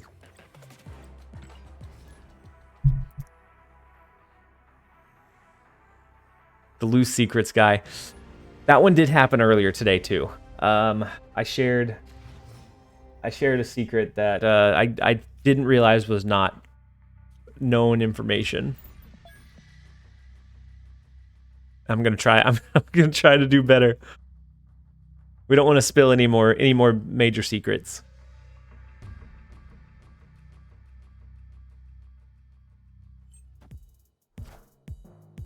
Does the Untapped tracker also track match stats? I haven't found like my individual stats. I haven't found that it does. I think it just tracks the overall. Twitch on mobile, worst MMO ever on TV. Worst MMO ever? I'm not sure I understand message revark. Was that another text to chat? Or text to voice to speech? Voice to text? I never know if I can oh, multitasking. I got you. I never know if I can take you seriously because you tell so many stories. So Bakes, it actually means that live stream guy. Oh wait, as far as like what the name means? Worst is YouTube show? As far as what TLSG means, it really stands for that live stream guy. It's just whenever I realized I was going to start getting asked about what it stands for, I wanted to have some kind of cool meaning behind it. Is this a mirror? I don't... It could be. So it's TLSG 1, 2, 3, 4 is what I have typed up so far. I need to add a few more as well, because we've told several other stories since then. Worst MMO Ever is a popular show by Josh Hayes on YouTube. Oh, I didn't realize that, Atlas. In general, because of all your name stories. I've heard a lot of them. Yeah, so that's the only thing that I'm deceitful with. And it's really hard for me to be deceitful from those. So it is the it does look like the bounce mirror.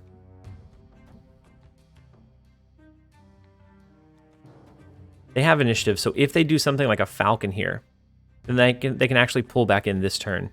If not, we're going to take out the Iceman, the Hood, the Ninja, and I think we're okay.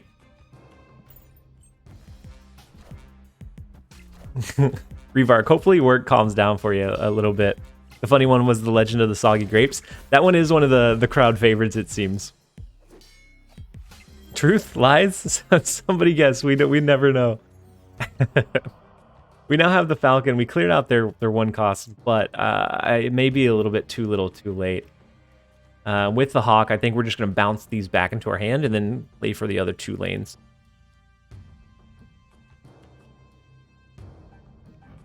We could always do something like this. Oh no, we wanted to bounce Angela back into mover.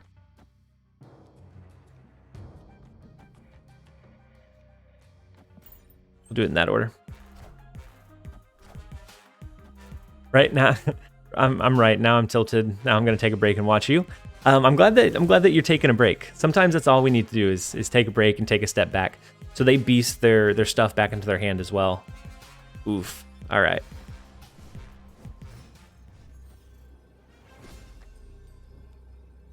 I really like the opponent's Black Widow variant. Yeah, they have a pretty nice variant. I like ours, but it's not my favorite Widow variant by far.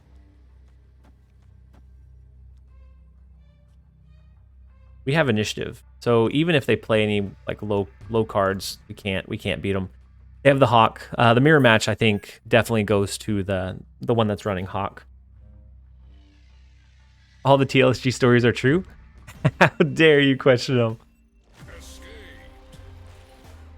I have the max one. I think I have one other Scarlet Black Widow variant.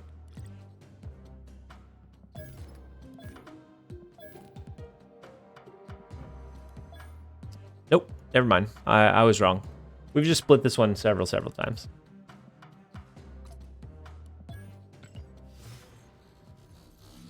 Wait, 2 Agathanos mirrors in 5 games? Really? Maybe it's all people that are here watching the stream, because I haven't released the video yet. Ooh, you hit 105, Targaryen Tantrum. Huge. Congratulations. Sven, what does TLSG mean? So, there's a lot of uncertainties behind what TLSG means. But the real story behind it. Take it. We'll take the gold split. We'll absolutely take the gold split. That means we need to bump her up to legendary. So the real meaning of what TLSG, or the real meaning of TLSG, is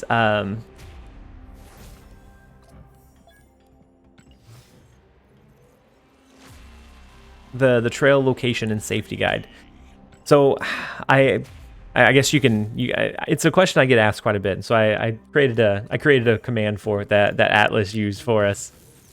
So it's the trail and location safety guide was the GPS device that I came up with to help anyone else that gets lost along their way.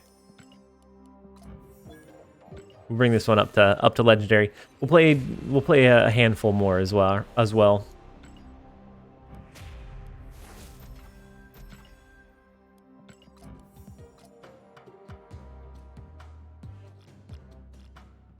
The meaning of TLSG? It's the true meaning of TLSG.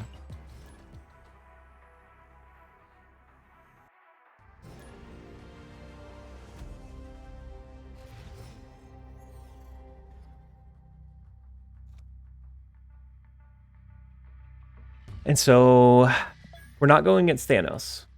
We're not going against Thanos here. 5 years now, TLSG answering that question for the millionth time.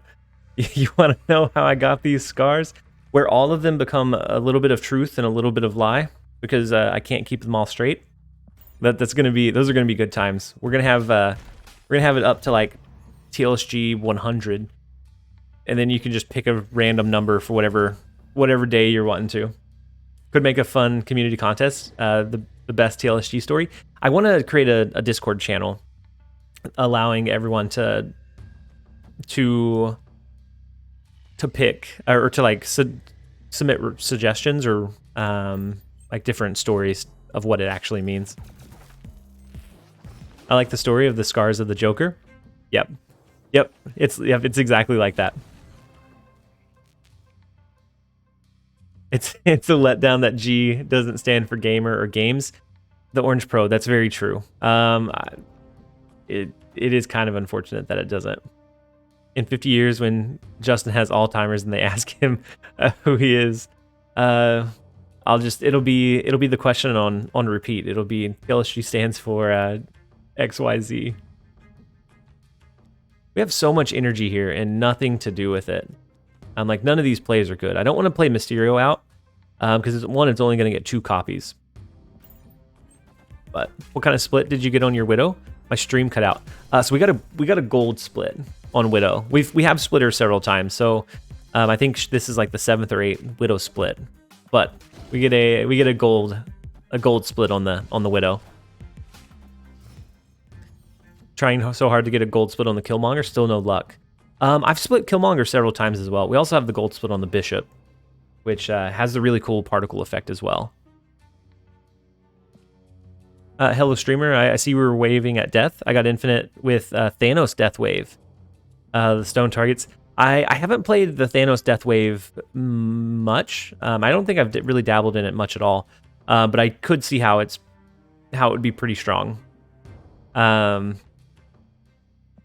was your overall climb with it? Did it ever feel clunky compared to like a normal Thanos Lockjaw deck?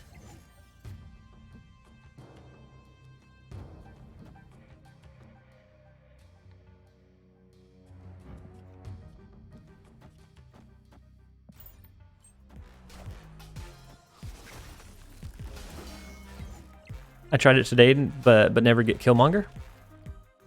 For the death deck.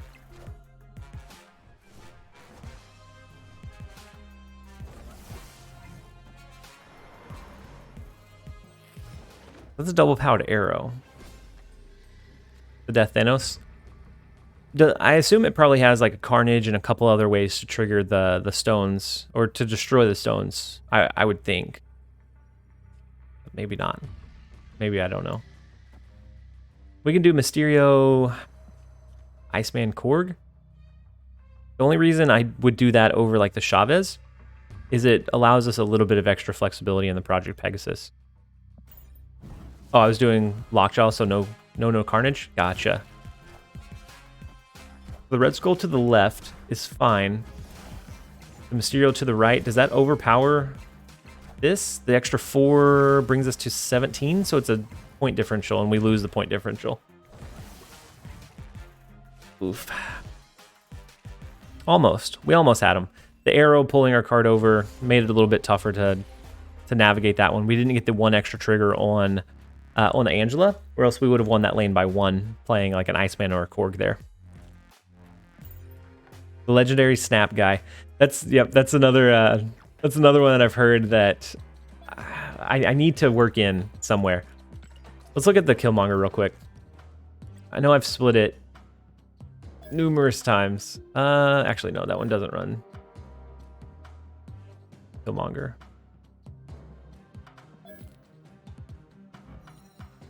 So oh, never mind. I guess I haven't split it that many times. I thought I had. I've only split it twice. But I have 800. I have 800 boosters for it. I don't have the tokens to split it too many times. If only Mysterio was 5 again. Mysterio being 5 again would have done that one for us as well. Let's play one more and see what we can make happen.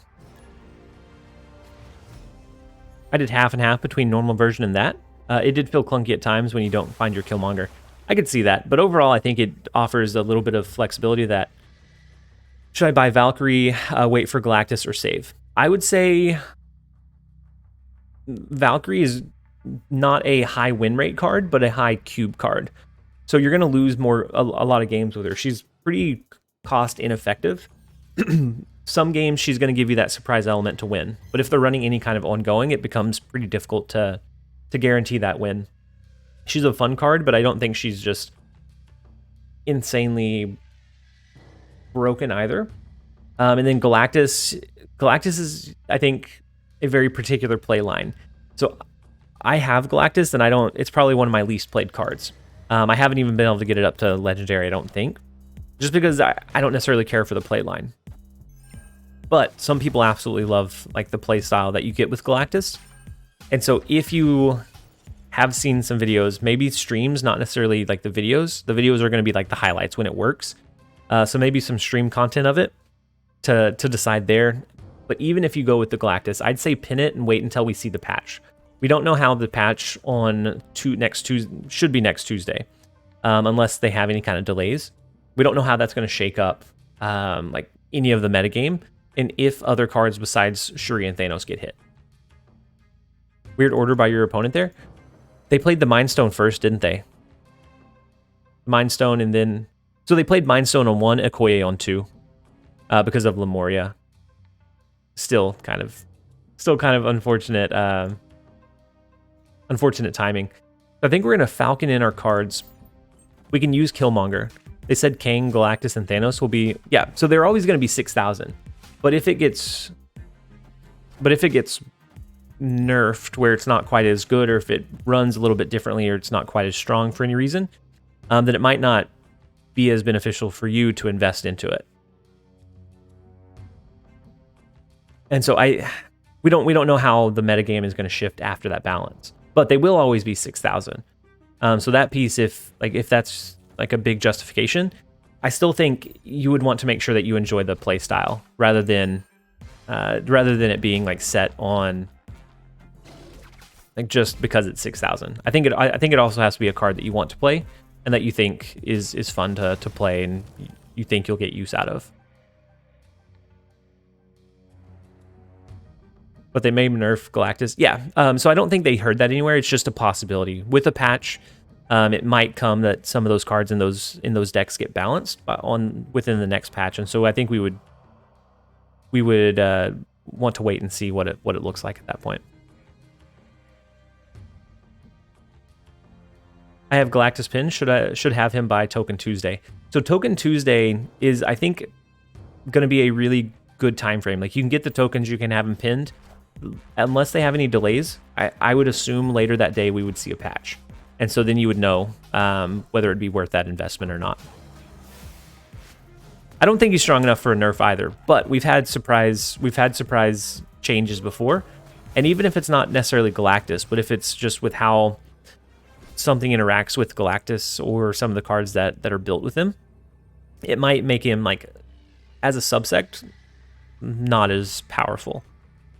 And so I think it's just something that would take time to see how it panned out.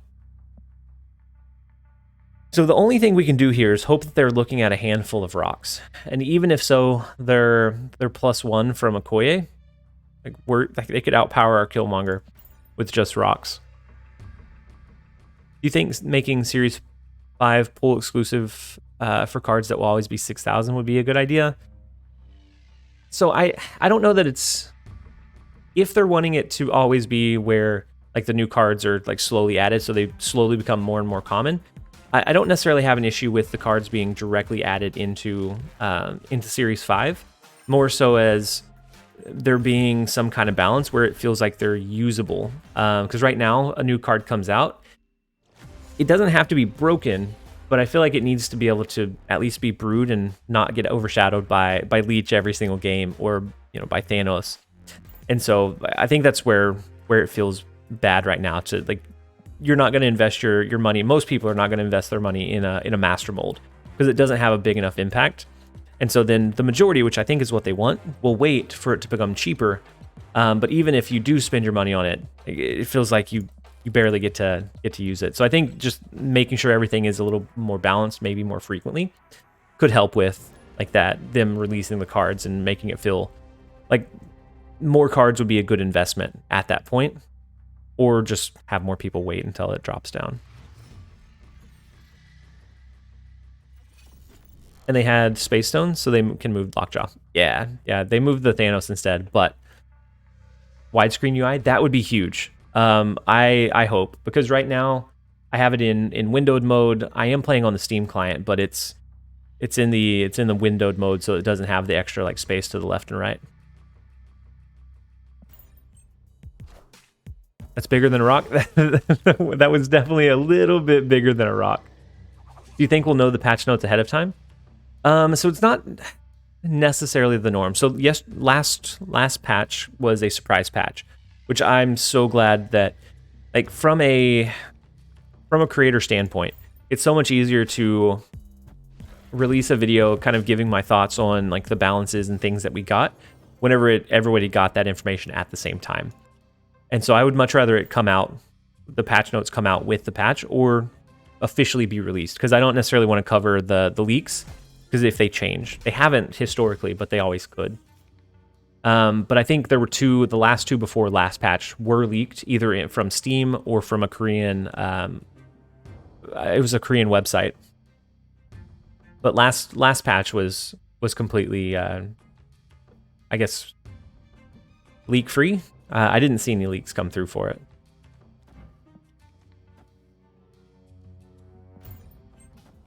Yeah, the leaks have all been accurate. They have, but that doesn't mean that they always will either. No, I can't discredit the information, but I also don't want to cover on something that's not confirmed. Because there were so, I guess to give further context, I did video like builds on like the featured locations for a long time. So whenever a featured location was coming up, I would do a best builds or recommended builds for that location. And there was one that I brewed some stuff and it just didn't interact the way that I thought it would.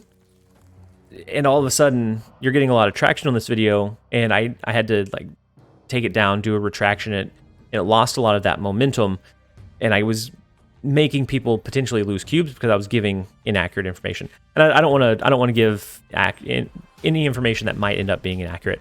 Shady Face, there wasn't any potential leak. I was just saying that I typically don't cover leaked patch notes, and so if a patch note is leaked ahead of time, then it's not something I usually do a video over, like doing my reactions of like what I think that implies or does for the metagame.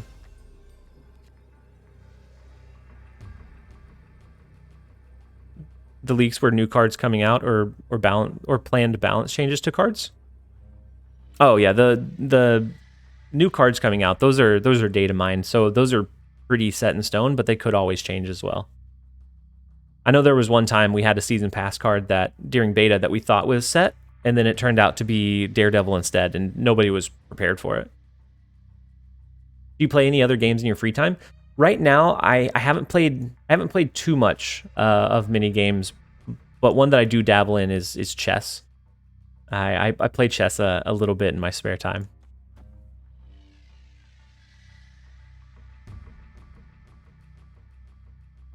So they Jubilee pulled their Chavez. Don't think we win mid. Even with like a Chavez, we can't get any more than 9 there. We're gonna retreat out. Got any sick chess variants? We have the not on this account, but on another account we have the chess bishop one. That's about it. As far as I don't know if you mean in Snap or in chess, but in chess I'm pretty low rated. I'm actually gonna we're gonna wind down for the day.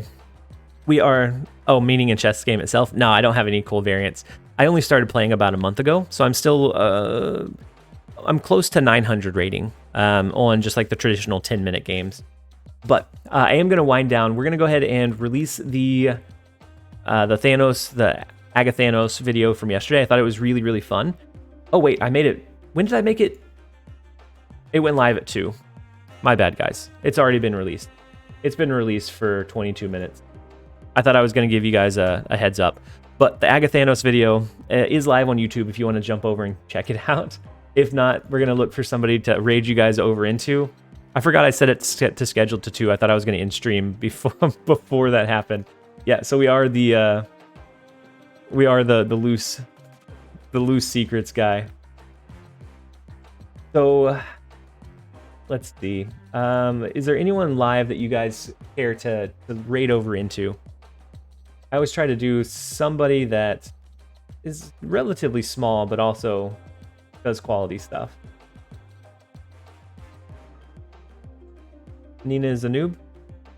I know we raided Nina the other day. We can do the same thing. Moyen? We can... Dara, Nina, Moyen. I've never raided Moyen. We did raid D-Money one time. I've done Teddy Ninja a few times. It looks like we have a mix.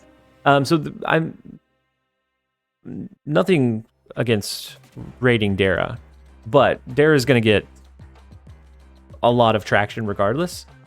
So I usually try and do somebody that it kind of helps push their channel up a little bit. Moyen? We can do Moyen. Does Moyen do some pretty... Looks like they're doing a speed run. Oh, it's a fresh account, 1 to 100. So if you guys want to jump over and check out the video that I just posted the link of, we can do that. If not, I'm going to send over to Moyen. They are doing the 1 to 100 fresh account challenge. And so that should always be for some decent content as well. It looks like they're a good ways into it, about 6 hours into their attempt. So thank you guys for joining me today. Hopefully you all have a fantastic rest of your evening. I will catch you again. I hope you have a nice weekend as well. I'll catch you again on Monday, and we will hopefully be that much closer to the balance patch. But I hope you guys have a fantastic weekend. Thank you for jumping in and joining me. We'll send you over to Moyen, and then we will see you guys. We'll see you guys later.